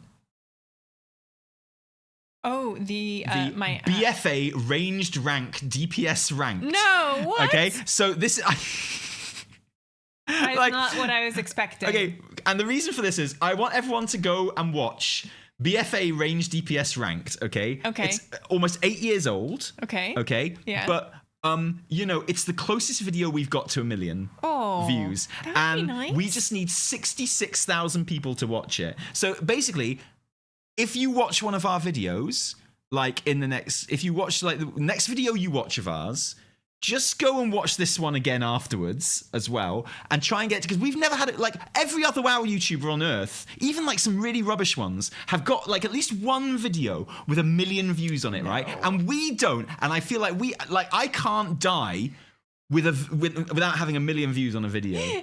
Okay, and we're coming up to our 10-year anniversary on the channel, and I just want one video that's had 1 million views. That's the one that's closest. Please go and watch it. Or should we just make a midnight ranged DPS ranked video? And we will. Hope it gets there. We will, but like, I mean, will we? This will be quicker because we didn't for this expansion. No, you're right. We didn't make a midnight range DPS video for this expansion. No one will know what we were even talking about. No one will know what we're talking about. No, we made we made ranged and melee DPS ranked videos for War Within. War Within, yeah. Did we? Yeah. Because I was making them go live while we were at Gamescom before last. Oh, well, there we go. Okay, I take it back. Okay, don't listen to me. Listen to Tali and go and watch this video. If only, do you know what? If they'd released Remix BFA, maybe these videos could have got caught up in like people Googling BFA stuff again, and maybe we'd have already got there. Oh, who knows? Hey. Blizz absolutely like did us a disservice there. We should just rename it BFA Remix Range DPS Ranked. No, we should rename it Midnight like DPS Ranked. Yeah, just like, every expansion. It's like, where's the most popular Midnight ranged rank video? Oh, here it is. Oh, wow. Okay, yeah, that's great. Brilliant. Perfect. That's what we'll do. Fantastic. Perfect. Good. I just changed the thumbnail, change the title. That's love it. all we need. Right, good. Back to the super chats, please. Yeah, the super chats. Go. Right, there we sorry. Hosel, that's I can't say we have noticed it, but I have noticed YouTubers creating content about this. That's my least favorite genre of YouTube content as about well. YouTube content, which I personally don't really watch, but I'm glad that it's out there. I think it's valuable that YouTubers talk about like behind the scenes of YouTube. I never like doing that. I don't like talking about the algorithm or like some that kind love of. that, No, though. I know people do love it, but I like to kind of try and preserve some level of mystique from that. Yeah. Do you know what I mean? Yeah. I'm with you. I'm with you. Christian N. True story. Your 50th episode is on my 50th birthday. Happy birthday, so I'm treating Christian. myself to a super chat as a long-time fan. What are your hopes and predictions for 12.x locations? Happy 50th. Does that mean like the patch zones? Do you know what? This is so funny. I have no idea. Yeah, I have no idea either. And I felt like it's the first expansion in a while. We don't really have any clues, I do have we? zero clue. at all. I haven't even thought about it because typically there's kind of like we might go elsewhere, but we're already getting Harandar, right? Yeah. So we can't go there. We're already getting loads of places like that we know that we're familiar with on Azeroth. So I'm going to make 2 predictions. Okay, yeah, let's hear it. 1, an even more voidy zone. So we're going to the Void Storm, but that's one of the leveling zones, right? Mm-hmm. So, and I get the feeling it's not really a proper void zone. I get the feeling it's like a little rock of a bunch of dudes. It's a void storm. Yeah, right? and like I feel like Xalatath has basically come over, and like that's where her armies come from. So I don't think Xalatath is fighting on behalf of the void, right? I actually think she hates the void and she wants to destroy it. She's just using them. Yeah, exactly. But it just happens to be where her power comes from, since she was empowered by the void all those millennia ago. Well, the void storm has traveled, right? She has placed the void storm directly above. Well, I mean, she's opened a portal directly above the Sunwell. Like, I don't think the Void Storm's moved. I think like the skybox of the Void Storm is all these kind of like portals everywhere, right? Yeah, okay. And so one of them is above the. So the Void Storm hasn't moved. Like they've opened a portal directly above there. So we could use the Void Storm to access other kind of realities and dimensions, maybe. Mm-hmm. So I think it's going to get super cosmic. Yeah. Okay. And maybe we'll go to like the Life Realm or something. But I wouldn't be surprised if there is a very even, like we actually go to the proper Void Realm, because I don't know if like the Void Storm is like the actual where the Void Lords live sort of thing, Mm-hmm. So that's one prediction, and the other prediction would be the World Soul, the proper World Soul, as in like the prison where the World Soul is. Maybe they're going to save that until Last Titan, but I thought that was the Haranir as well. So maybe just something like in and around the World Soul, just seeing it, protecting it from something, maybe from a void attack or something like that. Yeah, something deeper within Azeroth, right? Although I feel like we've done deeper in Azeroth, and Harandar is going to be that, right? So and the other kind of like emotional one would be Azamist and Blood Mist Isle, right? Just because they're connected in my head, being part of the TBC expansion to like Ghostlands and Eversong Woods and all that. So I think lots of people would like to see a redo of Azamist and Blood Mist Isle just for that reason, which I think would be really, really fun. That's 3 predictions, I guess. Stratholme as well. I still think. Have they confirmed that we're going there? I feel they have confirmed that we're going to go there, but it doesn't mean they're redoing it or it's a zone or whatever. But I wouldn't. I think they might redo it in some way. Okay. That's the feeling I got from when we asked that question in the fireside. Yes. And they were like, we are not going to talk about that. Happy birthday, Christian. Yeah, happy birthday, Christian. 50th. Nice Looks one. Like that is also big. 50. That is big. Yeah. Asha Halassin, with Devour Demon Hunter reskinning and renaming existing spells, showing that class skins are technically an implementable concept, do you think it makes skins more or less likely? I don't think that makes skins more likely, because it's just a new spec, isn't it? So like it's a spec with a very different aesthetic, but all the things they're making for it are new. I wouldn't call it a reskin as such. However, during Gamescom, I did speak to a very important dev and sold them hard on the idea of class skins, didn't I? You did, yes, you really did. And we were drinking. It was a mingler, It was a chit-chat. And we were having a conversation with a couple of devs, and discussing the importance of class and race fantasy, and we were talking about it in relation to starting zones. But this important dev was like, I think class and racial identity are like some of the most important things like in the entire game. And I'm always looking for new ways to kind of allow players to enjoy those two things and experience that. And I was like, well, that sounds like class skins. And this dev like literally looked at me with genuine surprise in their face and was like, what's class skins? I'm like, what do you mean? And I was like, watch my videos. But I was like, I knew I was in an elevator pitch at that. They didn't know it yet, but I knew I was in an elevator pitch. I was like, it combines class and race fantasy, right? So like there are loads of classes. For example, the obvious one would be night elf priests, okay? They don't worship the light in the same way that other races do. So what you do is you give night elf priests a reskin, like Green Fire quests, okay? Where it's the same class, same abilities, but they just have different icons and different, like, you give them kind of like astral, kind of almost like boomkin kind of illusion effects, right? And it combines the two things that you're talking about, like class and race fantasy. And this dev was like, that is a brilliant idea.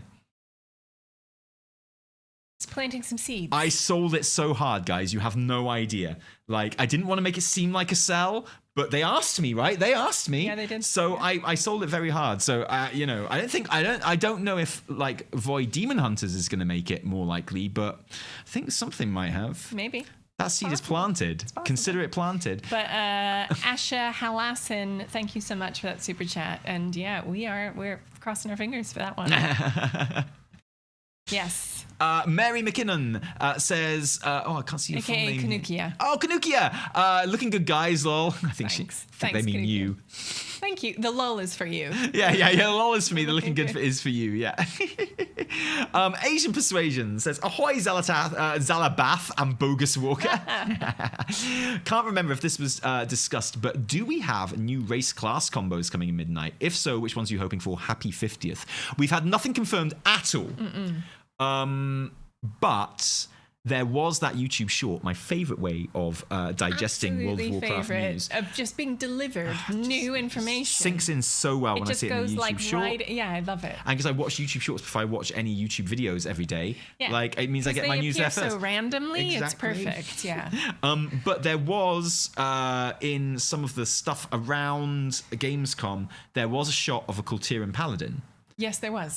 In game. There was. Which has got a lot of people talking. And I mean, you've got to think that if there's ever going to be an expansion where they just allow paladins to be played by every single race, It's gotta be. Then it's going to be this one, right? Yeah. You know, with the Army of the Light and stuff. Yeah, So, I mean, my personal belief is that if a class can play a priest, it should be able to play a paladin. There's like literally no reason why a paladin is literally just a priest with armor, right? So, I would guess paladins.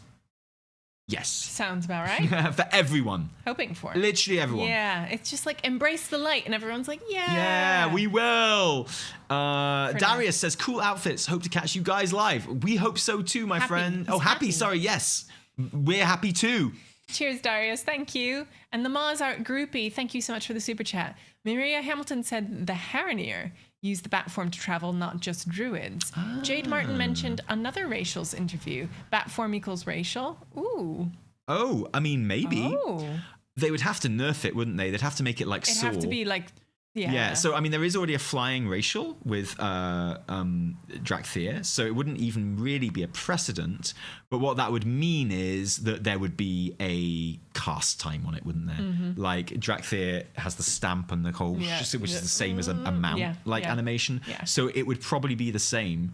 But I mean, yeah, every Haranier we've seen so far has been able to turn into a bat, so that would work as a racial. Yeah, well done for picking up on that. I'd missed that. Yeah. That had passed me by. Same, so I hadn't thought about it. Yeah, it sounds likely when you put it like that. I'd be up for it. Yeah, I think that'd be really cool. Yeah. And then obviously like the druids just get the instant cast on it. Maybe, exactly. for their flight form. Yeah. That makes sense, yeah. I'd be completely up for that. Good spot. Yeah. Thank you for letting us know. That's awesome.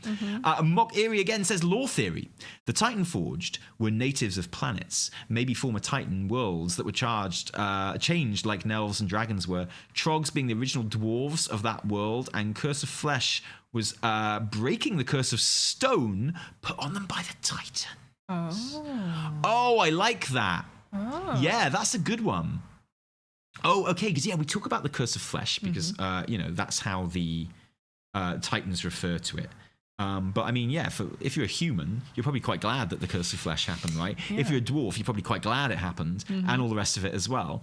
So curses has always seemed like a strange word to use, and maybe like there are worlds or on this world where things we think were originally Titan constructs were actually just like native biological life that the Titans turned into like stone with the Oh, curse of okay, so stone, that's not right? right, Yeah, right. yeah. And And then like it's like they've kinda- always told us that they created these constructs, but they didn't tell us that they created the constructs out of the life that was already like, there. yeah. That'd be such a good way of like just really just another way of hammering home how bad the Titans are, really, right? That's actually like such a sweet idea. I really like that. That's really cool. And you know, we know that life was kind of like all over the place, and the elements and stuff was all over the place when the Titans got here. So yeah, I love the idea that they turned a bunch of biological life into stone constructs, because that's like horrifying when you think Yeah. about it, right? Yeah, it sucks. Yeah. I really like that. That's really cool. And I feel like I kind of like the universe a bit more. If that Yeah, is the yeah. case, you know what I mean? Like, this I'd be whole more idea proud to that, be a like, human. We're Like, all yeah. constructs that happen to be cursed with flesh. It's like, okay, but it's like, no. They're actually okay. Okay, all right. I think There's something to that, that's a Mark really Geary. nice Awesome. idea. I like it a lot. Yeah. Yeah, I'm gonna basically steal it. Yeah. Goken-san, thank you for the super chat. Happy 50th. Oh, what sorry. did you do? My clicking is going funny. Look. You just got to scroll. No. See, look. Oh no. See, you didn't trust me. You didn't believe me. I did but here we not. are. And now my scroll has disappeared. Oh, See, look, it's gone really funny. it has. Oh my Yes. goodness. Okay, here we go. Okay. Uh oh. We'll get there. Hang on. Oh. Sorry. See, it's not working. I'll just pull them up here. Yeah, thanks. Don't worry. Sorry, everyone. No worries. It's peeps. no. Here, I'll Here pull we them. go. I'll pull them up Okay, here. happy 50th. Cheers. Do you think they will have an international dark tone for midnight? As intentional, sorry, dark tone for midnight, as in Empire Strikes Back. Oh. And if so, who do you think will die, retire from the front lines? Well, I mean, it would fit, wouldn't it? You know, like the second part of the trilogy often is the one where we lose. I would say we kind of lose at the end of this expansion as well, honestly. But yeah, I think like there's even like a large part of the community that thinks that Chris Metzen said that we would lose in midnight. Oh, right. And repeats that like it's a fact, and it's not. Yes. He did not say that at all. No. But it fits so well. Like it's the midnight. It's called Midnight. It's all about the void, you know, which is dark, right? And then it being the second part of a trilogy, where you know it's often like the middle part is the dark bit because it's the loss before the win in the third part and stuff like that. So yeah, I think there could be a very bleak tone to it. To be honest, and I'd like that. We know that the team isn't like They're kind not of just gonna go, killing like, people for the sake of it. Yeah, it's not going to go like super dark, Yeah. right? It's not going to be like Chris Nolan Batman movies or whatever. Like, you know, gonna... I don't think they're super dark. They're just super No, serious. but they're super, yeah, but Like, that's what I mean. that's not the I think same thing at I think when all. people talk about like dark, they mean the kind of like Oh right, like okay, the serious yeah, darkness, okay. right? That's just my, you know. Sure. So But who do you think will people die? like Okay, so we've got a kill list video. Yes, we do. Which Locust Walker was on that video. He's gone Yeah, now. yeah. So like we're batting. Oh, yeah. We're already batting pretty well in that One video. for one. I think Sylvanas will come back and die. I think Thrall will die. No. Yeah, I think Thrall will die. Thrall cannot die, dude. Why? That would be crazy. So here's what I think, right? Here's my like logic with Thrall dying, okay? yeah. You know, I think Chris Metzen was not happy with how he left the WoW team Okay. first time. Okay. You know, because he moved over to Overwatch and he really burnt himself out on Overwatch and other things like that, and you know, went through a lot of stuff which he's talked about extensively and very candidly. And you know, I get the feeling there's always been like a little bit of a nagging, annoyed with himself that he didn't like leave WoW how he would want to. And like it's his baby, it's his world to a large degree, you know. Yeah. And so one of the appeals to him coming back, and maybe one of the reasons he was so keen to turn it into a trilogy, is because maybe, and I'm speaking completely hypothetically here, and I hope it's not true, you know, long may he continue in his role, but he did retire before, Yeah. and maybe there's a sense of like, I want to come back, I want to tie up a lot of these storylines, Give him a and good like send-off. actually kind of tie it up properly before I hand it over to other people, sort of thing, right? Okay. And if that is the case, and I feel like that could be quite likely, then it would also be very symbolic, maybe, that the character who, you know, everyone sees as his kind of avatar in the game world, who he voices, who definitely kind of looks like him, and kind of like, you know, has sure. gone through Yeah. a lot of stuff at the same time that he's gone through in his life. It would be kind of symbolic for that character to say goodbye as well. and to maybe die. So that's my thinking behind that. You know, like it's like I'm gonna a bit much though. I'm gonna tie up the romantic part of him, and we know he is a romantic, right? Yeah. So like, absolutely. Maybe that's not true at all, and maybe he's like, oh my god, I just want to work here until I'm like 90 and continue making this world. And I hope that is the case. Don't get me wrong, like that's the scenario I would prefer. But there is something romantic about being like, yeah, I'm gonna come back to this world. I'm gonna do a big trilogy. I'm going to tie up a lot of storylines. It's going to be epic. It's going to be amazing. Then it's going to be in a great place. And I'll feel like that's the end of a chapter properly that I can kind of hand off to people. And in doing so, I will even make my own self-insert, kind of like, you know, say goodbye to it as well. Interesting theory. I think it's a bit much for him to die. I think it's more likely to see Sylvanas come back and die properly. Oh, I'm 100% think that's going to happen. Yeah. And let's be real, probably Tyrellian as well. Yeah. I know. I don't want to see him go either. One of my other kind of hot guys. Oh, and all the Titans. Oh, right. They deaded. And also Xalatath. But, I mean, she's a baddie, right? So yeah. I mean, she'll definitely go back to her original form at some point, whatever that is. I can't wait. Whatever that is. The Eldritch Horror. Yeah. It's going to be so good. Yeah, I need her to look like a purple Tetsuo from Akira, like at the end of like Akira. Limbs popping out of it. Alaria! It'd be so good. Yeah, I'll be cosplaying that one next time. And I'm in there getting squished like, yay! Joy Just Doy says, hi, cute cosplayers. Don't think that this season... do you think that this season hype faded quicker than season 2? People are disengaged. Is it because of Turbo Boost early announce? I think it's just kind of part of the natural season cycle. I think the season 3 always has normal less engagement than season 2, which has less engagement than season 1. Yeah. I haven't noticed a disengagement. The raid team is on it that I play with. Yeah. I'm finding it very easy to get into keys and stuff. I feel like the raid it has kind of lasting power. I feel like people kind of, was it last season where you guys kind of did it and then stopped? Yeah, you know what I mean? There's kind of a lack of interest in keeping it going. Well, and like ironically, heroic being even easier this season means like we knew from the very beginning we'd be going into Mythic, so we set up our team as a Mythic team this season. So I mean, and we're not going to get a cutting edge. So we do have a raid to progress until like midnight comes out now, basically. So ironically, it's probably got more play from us. So I'm feeling very engaged at the moment. If people are less engaged, why would you think that would be? Well, like I guess think it's something. It's kind of paradoxically when you announce things and when you have a clear timeline. People feel like it's okay to disengage when they're not like fully into it, if you know what I mean, because they know that they will come back. Yeah. I think there's some psychology at work there too, where like you know that certain things are coming, so you know that you can kind of step back. Yeah. And you feel like licensed to step back. I think Legion Remix will see a big influx of people again. I think it will.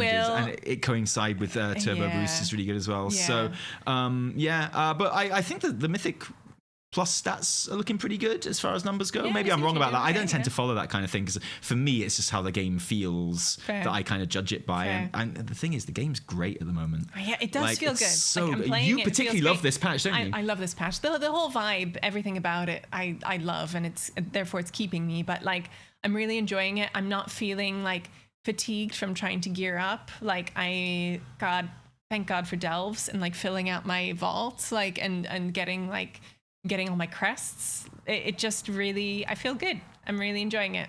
Super enjoying this patch. Yeah, me too. And like, I think now that we've had this patch, even though the game isn't over yet, before midnight, I think that War Within will go down as one of my favorite expansions. Oh, for sure. I think like Absolutely. I mean, it's so easy for an expansion to be good at the moment in the sense that like the gameplay philosophy of WoW is so good, and with the warband stuff and all the shared stuff, and then when housing comes in there, my God, it's going to change everything. It's going to be amazing. But like, I've enjoyed the story. I've enjoyed the patch shape. Like, I think both the patches have been top draw, really good. I think like Undermine was an amazing location. I had great fun in Undermine, and the raid was fun as well. I love Koresh. I think it's so good. Yeah. I know a lot of people find it really bleak and empty and it does it for me, but that's though. like the whole point, It's right? like romantically bleak. Yeah, War Within versus Dragonflight. I think I'm going to kind of see them as the same expansion in my head when I think back on them a lot of the time. So I don't know, honestly. Sorry, my page just went a bit funny. So maybe you can check the next one, please. Yes. Okay. So yeah, and we got to go because I have decided I am going to wash my face. Oh, okay. Good fun. So Joe, you love. Thank you so much. Tali talks about broker retcon regarding Grimoire. Is there a broker retcon regarding the Grimoire? I like. So are we talking about the fact that the brokers are ethereals? I feel Possibly. like that's like something that they might not talk about in Grimoire, but it felt like one of those things. Okay, I don't think they were originally planned to be ethereals, right? So in that sense, it is technically a retcon. But if it doesn't like directly have to change existing lore, then I don't count it as a retcon in the sense that we all think of it. Yes. And I think the ethereal broker thing has been done pretty well. I think it works pretty well. And I think they did it well by keeping it super simple. Yes. Like, because when the lore walking quests showed that they are just ethereals, everyone was like, "Ooh, what do you think the story behind that is?" Something crazy. And I was like, I hope it's not a complicated story. Yeah. I hope it's literally just like they wear different armor because they just look different, and that's literally what it is. It's like they just wear that shit because they like going in the Shadowlands and they need to wear that shit. Yeah, just have to wear slightly No different, further bulkier explanation armor. necessary. Yeah, I can take that, but there might be something to that. doesn't if match we what dig happens with into the it. Enlightened. Why not? Maybe you should make a Tali Talks video about Yeah, this. I will make a Tally talk. Okay, I'll do some research on that, Yes. and I will. Joe, you love. I will read up on it, and I will see what's going on with that. Good thinking. Thank you for the heads up. Always looking for Cheers. new video topics, so Yeah. extra good. Cheers. Ash, just to thank you. Been playing since I was 5, in 20s now. Aw. See, they do exist, the young players. Yeah, they do. I started to get disheartened with WoW, but your content has re-sparked my love for the game. Aw. Nice. Thanks, Ash. Ooh, I That's like really- how kind of Avril Lavigne that is. Thank you. Really nice. Yeah. Like I say, she's a mall Lord Billy. Rain, are you coming for Penryn? Penryn is ready. Oh, Rain. Please Penryn come back. is We ready. miss you. Lord Billy We is miss you so much. one of our best friends. Came to our wedding, played D&D with us, and when we moved to Swansea, that we couldn't meet up for live D&D nights anymore. Yeah. But we would love to just have a drink, please, or dinner or something, please, Billy. And his character Rain is just off. Rain. He's just out there. Rain was the fucking worst. We had to go. He kind of was, but I loved him Rain for was it. just very. A just tiefling shit. rogue, and he was shit, and he kept trying to, and he picked up some wizard things, and I would kind of help him there with was a some really wizard good stuff. story about to happen There's there. there's some amazing stuff happening, and then he took off, and we haven't found him yet, Yeah. but we were going to. Oh my god, we were literally going to like traverse the continent to find Rain, yeah. right, and retrieve him and retrieve. Oh. Yeah. One Let's day. carry on the super chats. Yes, we shall. Kerwin, maybe in the next time running, we will return to where the sun don't shine, Shadowlands. Nope. What do you think the next remix will be?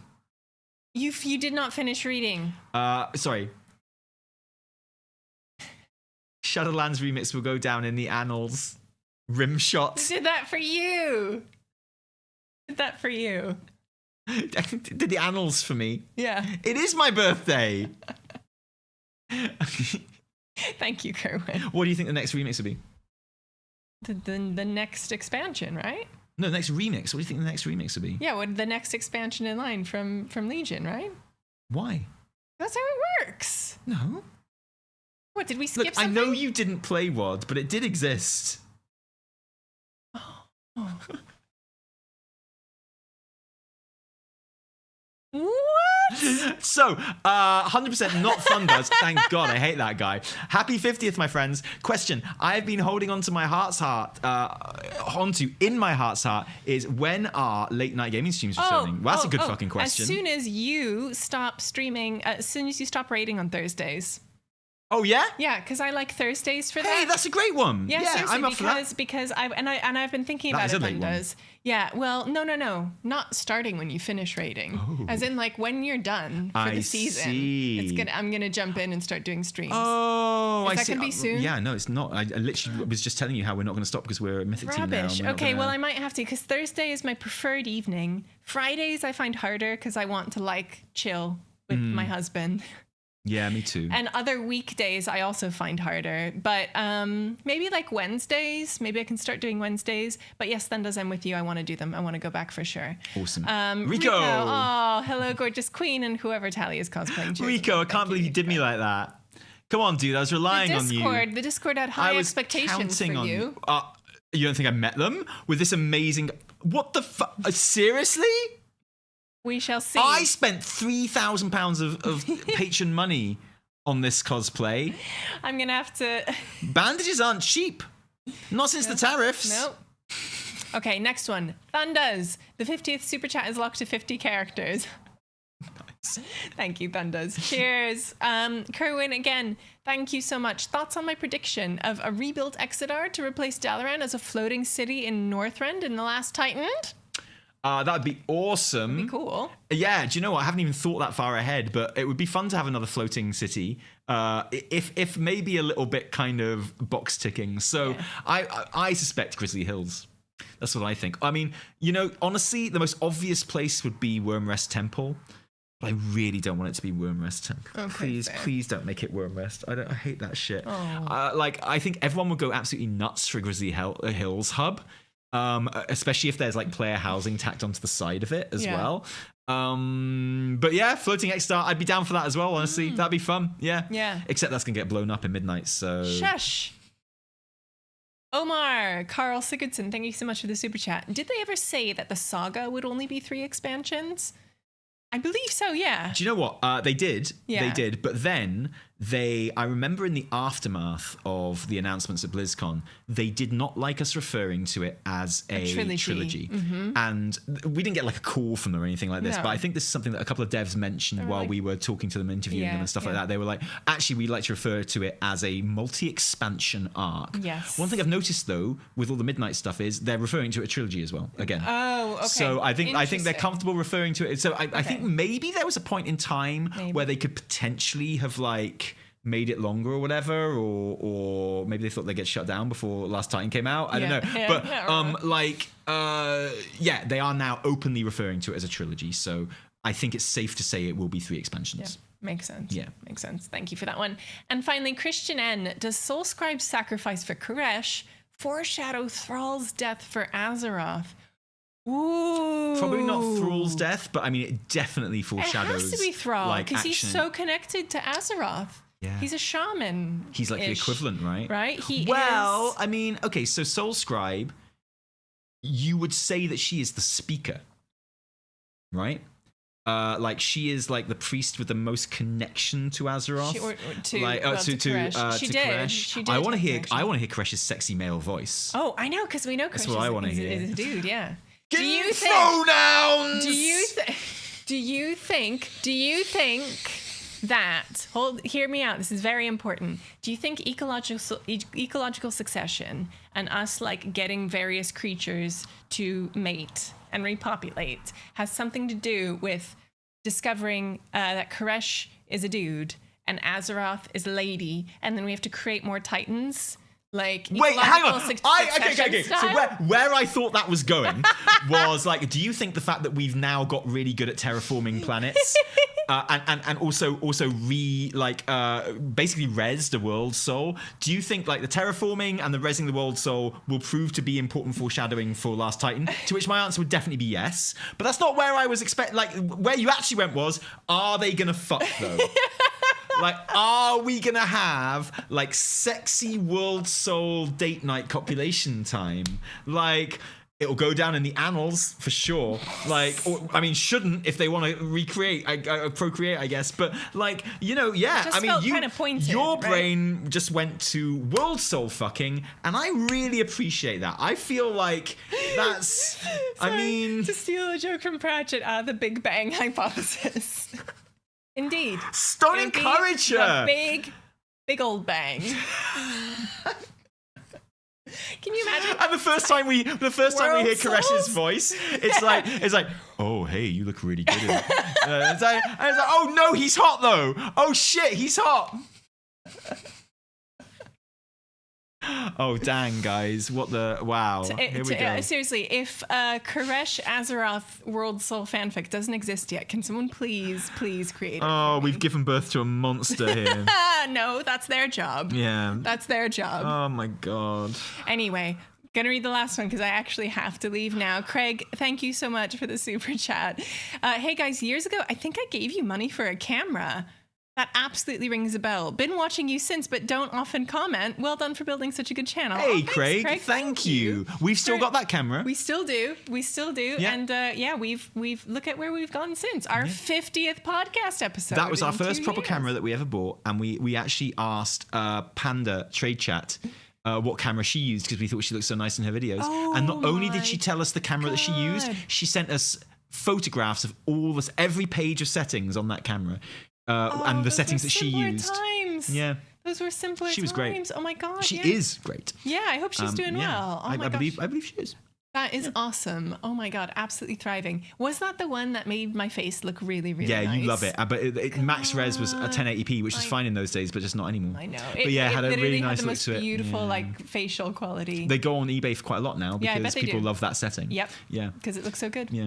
Oh, and another one from Mock Eerie. I would love if they had some way in the story to have Outlands and Koresh landmasses merged and remade the planets. Well, I mean, that's the way, right? Yeah, you get The the Titans fucking- to bone, Yeah. and then they Just create fucking. a planet. It's like, yeah. There wasn't a world soul in Outland though, was there? So Koresh ain't gonna fuck it. He's like, I only put this in world souls. Is that, he's gonna be like, oi. Hey, you ain't even I- got a world I soul. can hear the sweet voice of the world soul. He speaks to me. And everyone's like, oh, Oh. Koresh, Go back to sleep. Koresh, Go you're back a to sleep, You're Koresh. a man, Koresh. You're a male. And he's like, give him pronouns. On that note, thank you so much, guys, for joining us for our 50th episode of And this it was a podcast. classic. It was an absolute Thank classic. goodness there was so much good news to talk about. There was, and thank you for all the delightful super chats that kept us wanting more, but enjoying what we are reading and planting some real seeds in these brains. I've definitely, yeah. I'm not going to continue that metaphor, but thank you so much, guys. This has been a joy. It's been really nice to chat. It's been fun to dress up to each of our abilities for this episode. Fuck you. And to... Fuck you. Oh, fuck you, though. Hey. Wow. Oh, my God. Absolutely slain. Absolutely hung out to dry. He looks delightful. He The looks so fuck, good. man. I'm saying he looks good. £3,000 a picture of money I spent on this. On that single bandage. I love it. I love it. Oh my goodness. Guys, thank you to everyone who joined the recording live today. Thank you to everyone who is watching the VOD later on. Thank you to everyone who's listening on your preferred podcast listening stations. From me, Taliesin. And me, Avatar. Until next time, cheerio. Bye.